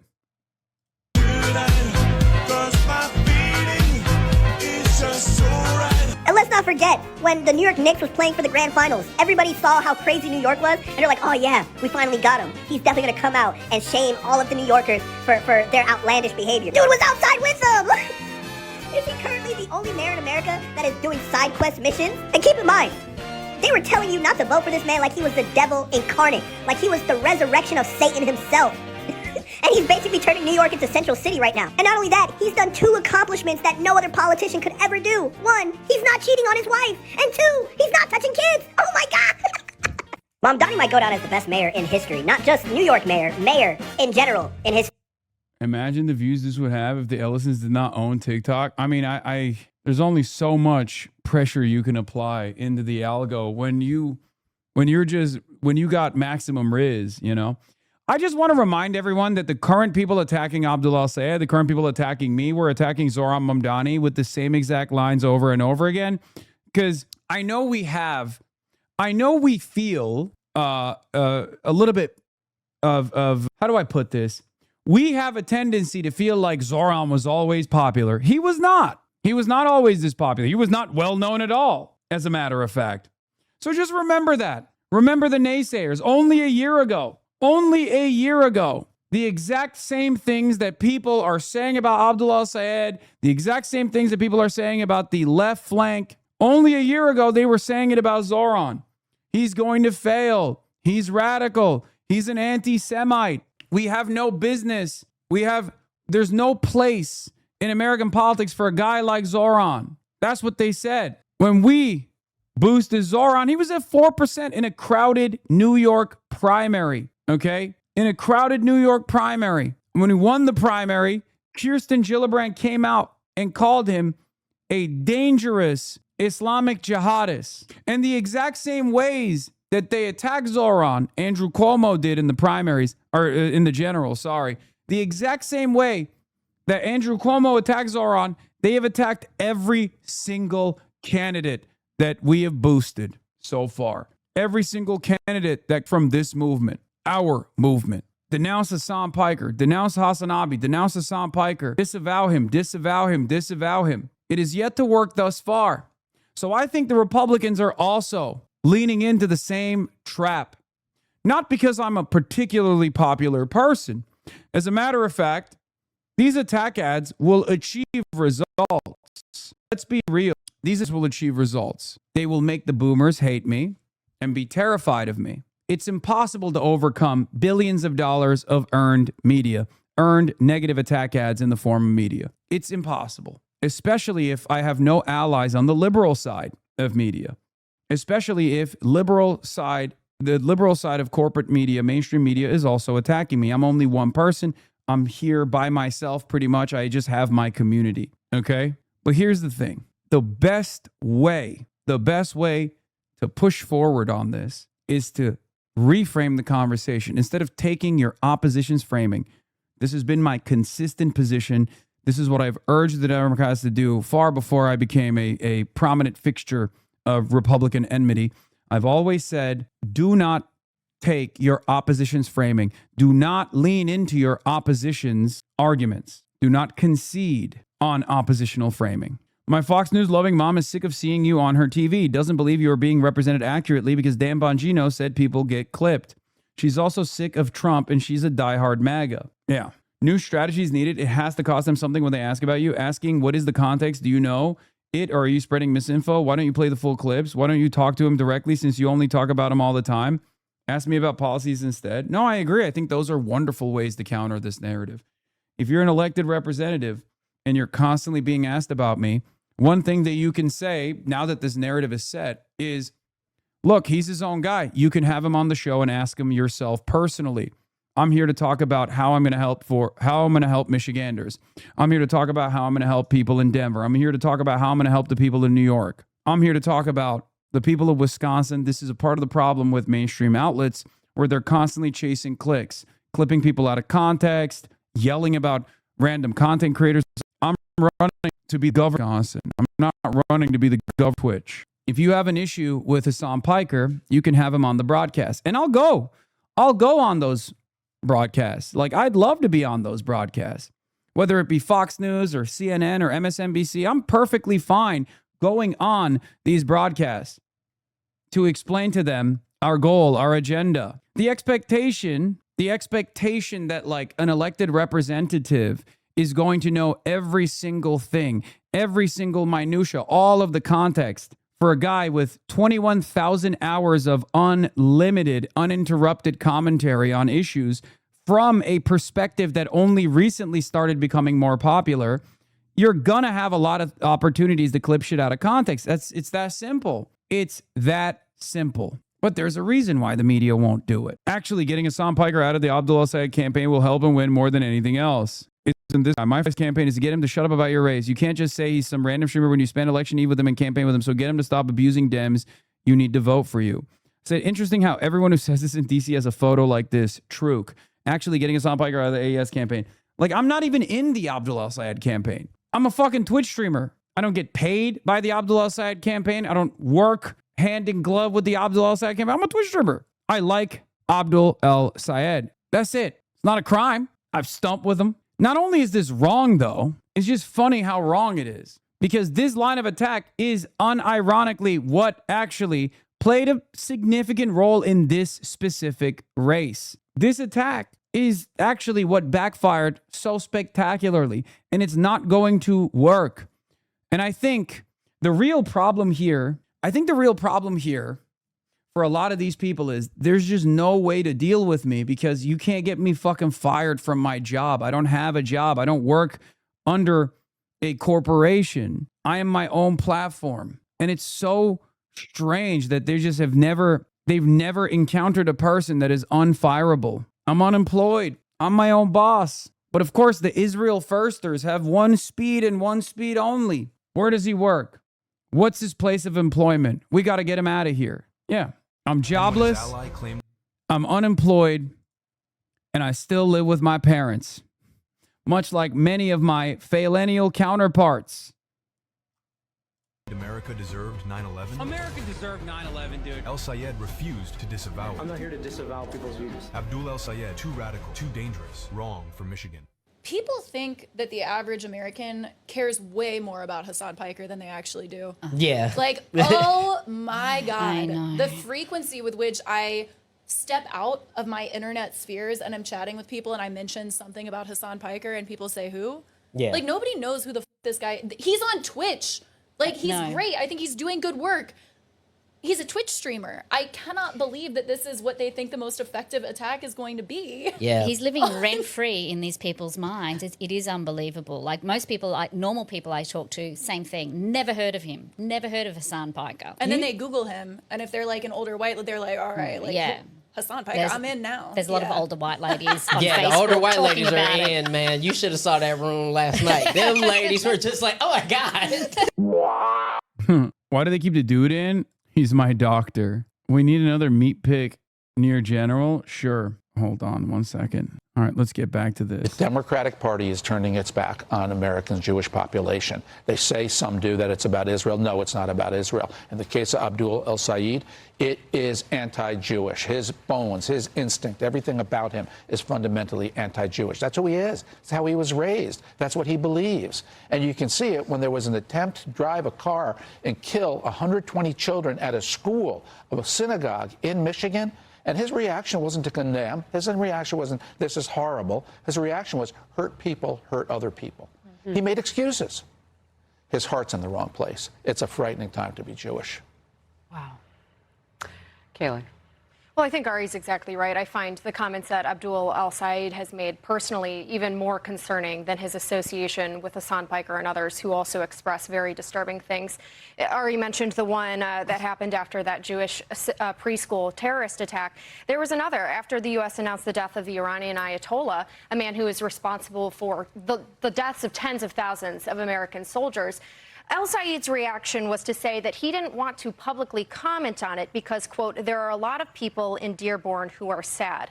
At a 2022 speech to the Oklahoma chapter of CARE, which, by the way, is a labeled terrorist organization by the UAE, by Florida, by Texas, al-Sayed blasted state efforts to ban Sharia law, saying, quote, "You cannot understand a ban on Sharia without understanding the Trail of Tears." So if you don't want voter Says he believes Mao Zedong is one of the greatest leaders. Said he would vote for Hamas every single ever. Referred to Haley Stevens voters as Islamophobic pieces of shit. Showing a wall about you while lying about Abdul. Yeah. Notice how they're showing you and referencing him. Yeah. I don't understand what they're, I guess, like, they know their audience, right? They know their audience where they're like, Abdul, Hasan, same shit, different but, right? Like, that's the method. Like, this is his platform.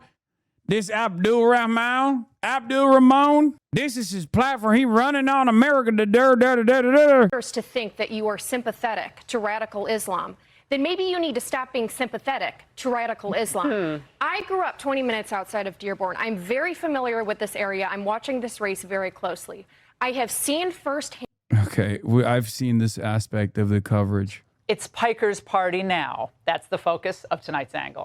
Dude, I wish.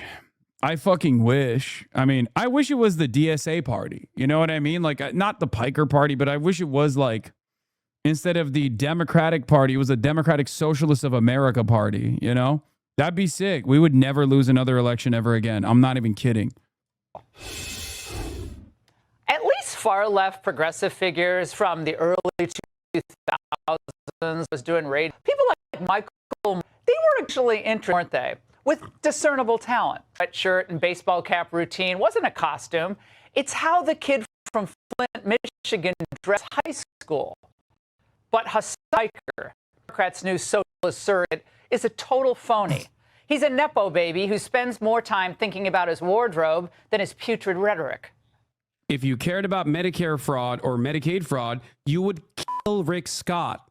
Okay? I'm pro stealing from big corporations because, you know, they steal quite a bit more from their own workers. Empires never die quietly, and we must end the American empire regardless. The fall of the USSR was one of the greatest catastrophes of the 20th century. America deserved 9/11, dude. I'm saying it. And as for his apology for those 9/11 comments, simply not credible, given that his hate for America runs through every says and does. And yes, ladies and gentlemen, the Democrats, and especially candidates like Abdul al-Sayed, are now fellow travelers with a dork who loves all things communist. Watch how Piker oohed and ahed when his Chinese fangirls gave him a copy of Chairman Mao's Little Red Book. It's so funny how much all of these, like, how is this in any, they're trying to kill you, big dog? Dude, I don't even think, I mean, I think they would love for that to happen, but like, why is any of this relevant? Why is any of this even remotely relevant to anybody living anywhere around the country that's like watching this coverage where they're like, okay, yeah, he went to China and he got a Mao's Red Book. Okay. Like, who gives a shit? Devastating clip, to be honest. Why? This kind of stuff didn't work when I was getting inundated by the relevant audiences on the internet. Why the fuck would this work in mainstream news? Because, like, as I've talked about already, I'm in independent media. I'm on the internet. And this is what all of my fucking cyber stalkers have been pumping for years and years and years and years. And it didn't fucking work. So why would it work for the mainstream audience that has even less interest in who I am? No problem, chat. Oh, no way! It's a small one. And it's the first version. It's the first. Wait, this is really, really special. Thank you. So that's crazy. What's crazy is that this is how low the Democrats have sunk. Selling this socialist snake oil to college grads who thought a gender studies degree would get them a good-paying job. Now, Piker helps rock the vote in Ann Arbor, but repulses most Americans in regular working-class neighborhoods because they still actually love their country. And they... By the way, this argument is so fucking stupid, okay? And it's also the exact same one that we've heard from Democratic consultants. It's exactly the same. It's like, oh, this is unappealing. This is unappealing. First of all, no person is appealing to all demographics. That's number one. Number two, I am appealing to one demographic and one demographic only. Those who don't normally go out to vote, especially in the primaries, under the age of 45. That's it. And guess what? Every time we've gone out, we've brought the under 45 demographic in large numbers. Now, there are people who are over that demographic, over that age group as well, for sure. But that is what I'm here to do. I'm not here to bring 65-year-olds into the conversation. And they're trying to do everything they can to make me unappealing to the 65-plus-year-old demographic. Yeah. But this is why. This is why they're coming after your boy. Hasan Piker has now rallied and endorsed 13 primary candidates who have won in 5 states. 7 will serve in the 2027 U.S. Congress. Yeah, that's also why they're doing shit like this. I had a lecture opportunity. I was invited to speak at University of Washington, and the University of Washington canceled that appearance. University of Washington is dedicated to the free exchange of ideas, including on controversial topics involving provocative speakers. After Hasan Piker was announced as a speaker for the 2016-2017 speaker series, there was a review of the process by which the event was planned. It was determined that the process for organizing this event did not meet the necessary level of rigor for university-hosted events in the speaker series. As a result, this event will not be held. Going forward, procedures will be updated to ensure standards we have for university-hosted events like the speaker series are met, particularly so that we can help elevate the level of dialogue on divisive topics during a polarized time in our country. They got a boss call. University of Washington invited me to speak on campus. I said yes. Then they got a boss call. The fuck is this? What the fuck does this vague-ass statement mean? Seems like someone at the top doesn't like Hasan and found out a bit too late about the booking. Based on the lecture series blurb, I assume the lecture series for people who have done work, research, or otherwise contributed to their field. I'm guessing that being a Twitch streamer does not meet the qualifications of being a lecturer. If Piker has written any books or papers on socialism I'm unaware of, Piker should be allowed to speak at UW, but it doesn't meet the threshold of being a lecturer. Immediately, someone tries to find a response for it. Thinkers, artists, and changemakers, little bro. Edit, if you downvote me, you're a triggered conservative snowflake. They've hosted Turning Point USA multiple times. It's very funny how they literally turn around and find excuses when someone on the left is canceled. Statement on cancellation. Yeah, this is the one that I was looking at. That's what I was looking at. Free speech fail. Ridiculous. I got 3 degrees from the University of Washington. Wonder if I made the right decision if they're this dumb. He's an asshole, but I do not like seeing censorship here, especially since Turning Point USA doesn't get this.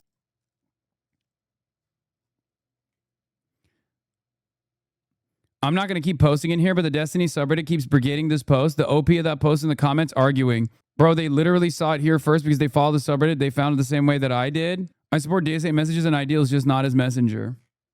Yeah, it's, I think the reality is, wait, you ever think that they keep you so central for a reason? Yes, because it's much easier to prop up someone as a leader only to kill them afterwards. The media loves setting narratives. I am a high-profile media person. I'm a high-profile media personality. It's a target-rich environment. By the way, look at all the related posts. Destiny, Destiny, Destiny, Destiny. It's just Destiny.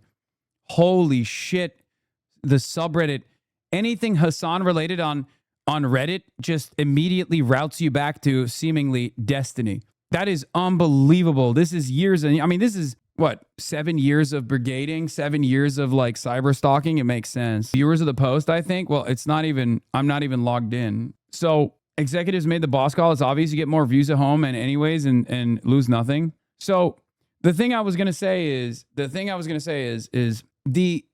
in other Redditors that view the post, that makes sense. So this shit has no real world impact. I think the Fox News stuff might. I mean, this is real world impact, right? The University of Washington canceling my speech has real world impact. But also, will the Democrats use this as an opportunity to actually push back against how Republicans are anti-free speech? Or will they stand quietly by and allow the right-wing Republicans in this country to curtail free speech? Unfortunately, I don't think the Democrats are going to make a big deal out of this. But you were asking me why I've become such a central figure. I've become such a central figure in this discourse. It's because I'm a megaphone. I am a platform for all of us, okay? They can't yell at you guys. They can't yell at the voters. They can't say the voters are voting wrong, although they really want to. So they'll prop up one figurehead and then destroy them. I've officially been propped up. Now comes the destruction. We're in the destruction phase, the character assassination phase. Hate entitled brats like Piker who pretend to be oppressed. And if we're judged by the company we keep, How does El Sayed, who campaigned in the home stretch with Piker, expect Michigan voters not to think that they're just two birds of a socialist feather? Look, I'll tell you this. I'm less focused on folks who are campaigning with me, more focused on the folks I'm campaigning to.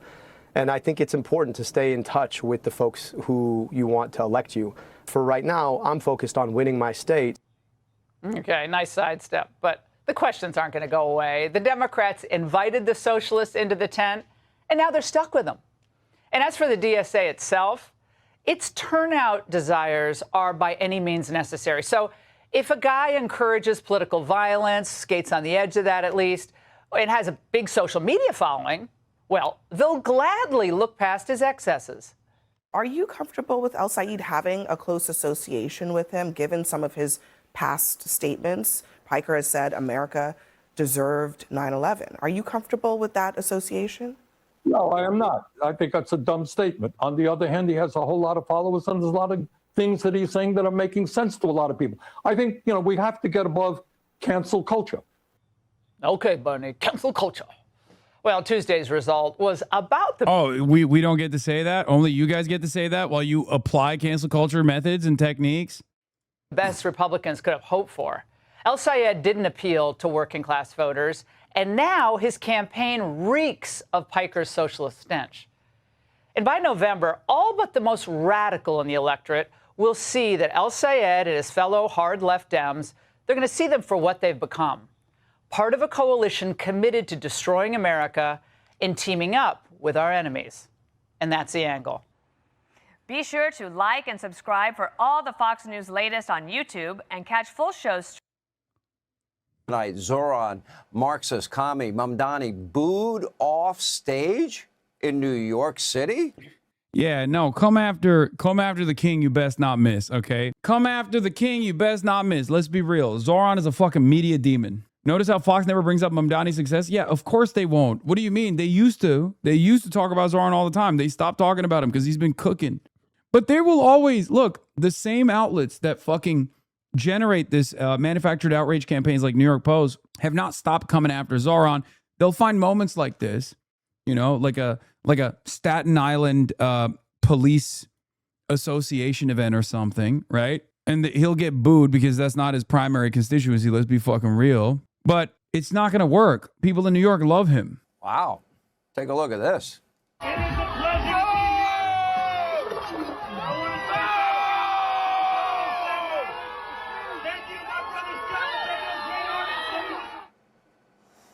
I guess it turns out not everyone in New York City is a raging communist. In fact, not everyone in the Democratic Party is excited about their new socialist rulers and communist rulers. Take a look at this headline. New York Times, quote, moderate Democrats prepare for war against an ascendant left.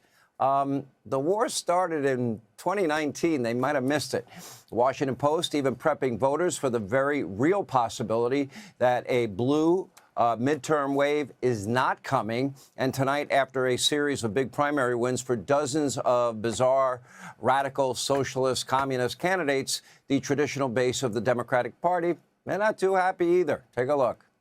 What's in this corridor? Well, there are a lot of working class voters and a lot of African American voters. Abdul Al-Sayed did very poorly amongst these groups in the primary. No, they didn't.